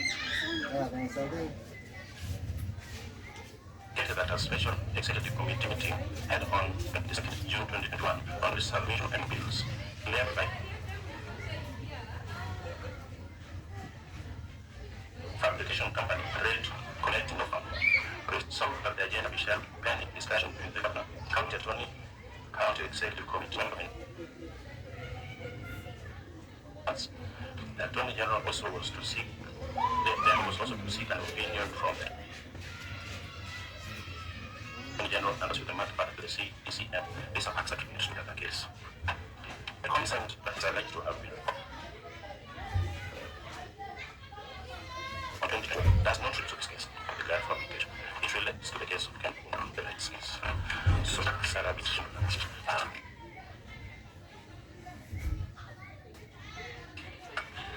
what we have in the grand fabrication case is a judgment that is pending execution. It is a matter that is also active.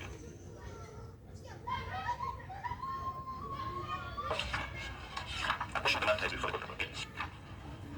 A portion of the matter is confirmation before justice agreed to. But there are issues that are before the court include whether a decree beyond 20 years and still the subject of execution. And when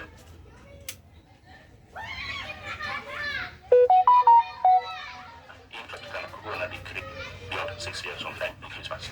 Now let's stop there. Under the circumstances, it appears you have many cases in progress. I'm looking at your contingent liability register and it is back.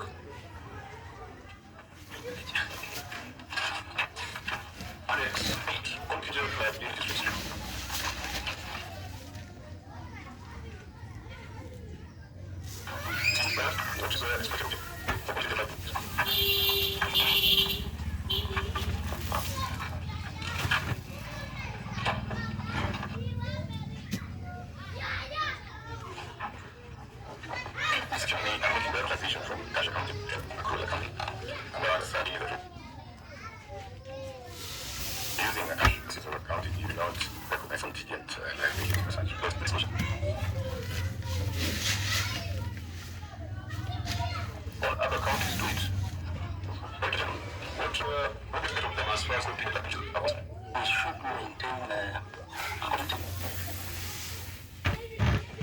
the register.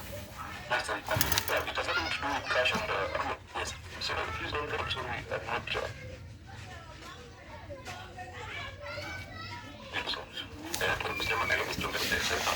not Surely something else might commit Congo. And on the other cases that comes out of church, we sent a report and we want to maintain files contain original opinions from the count of which case. All the opinions presented have been over there.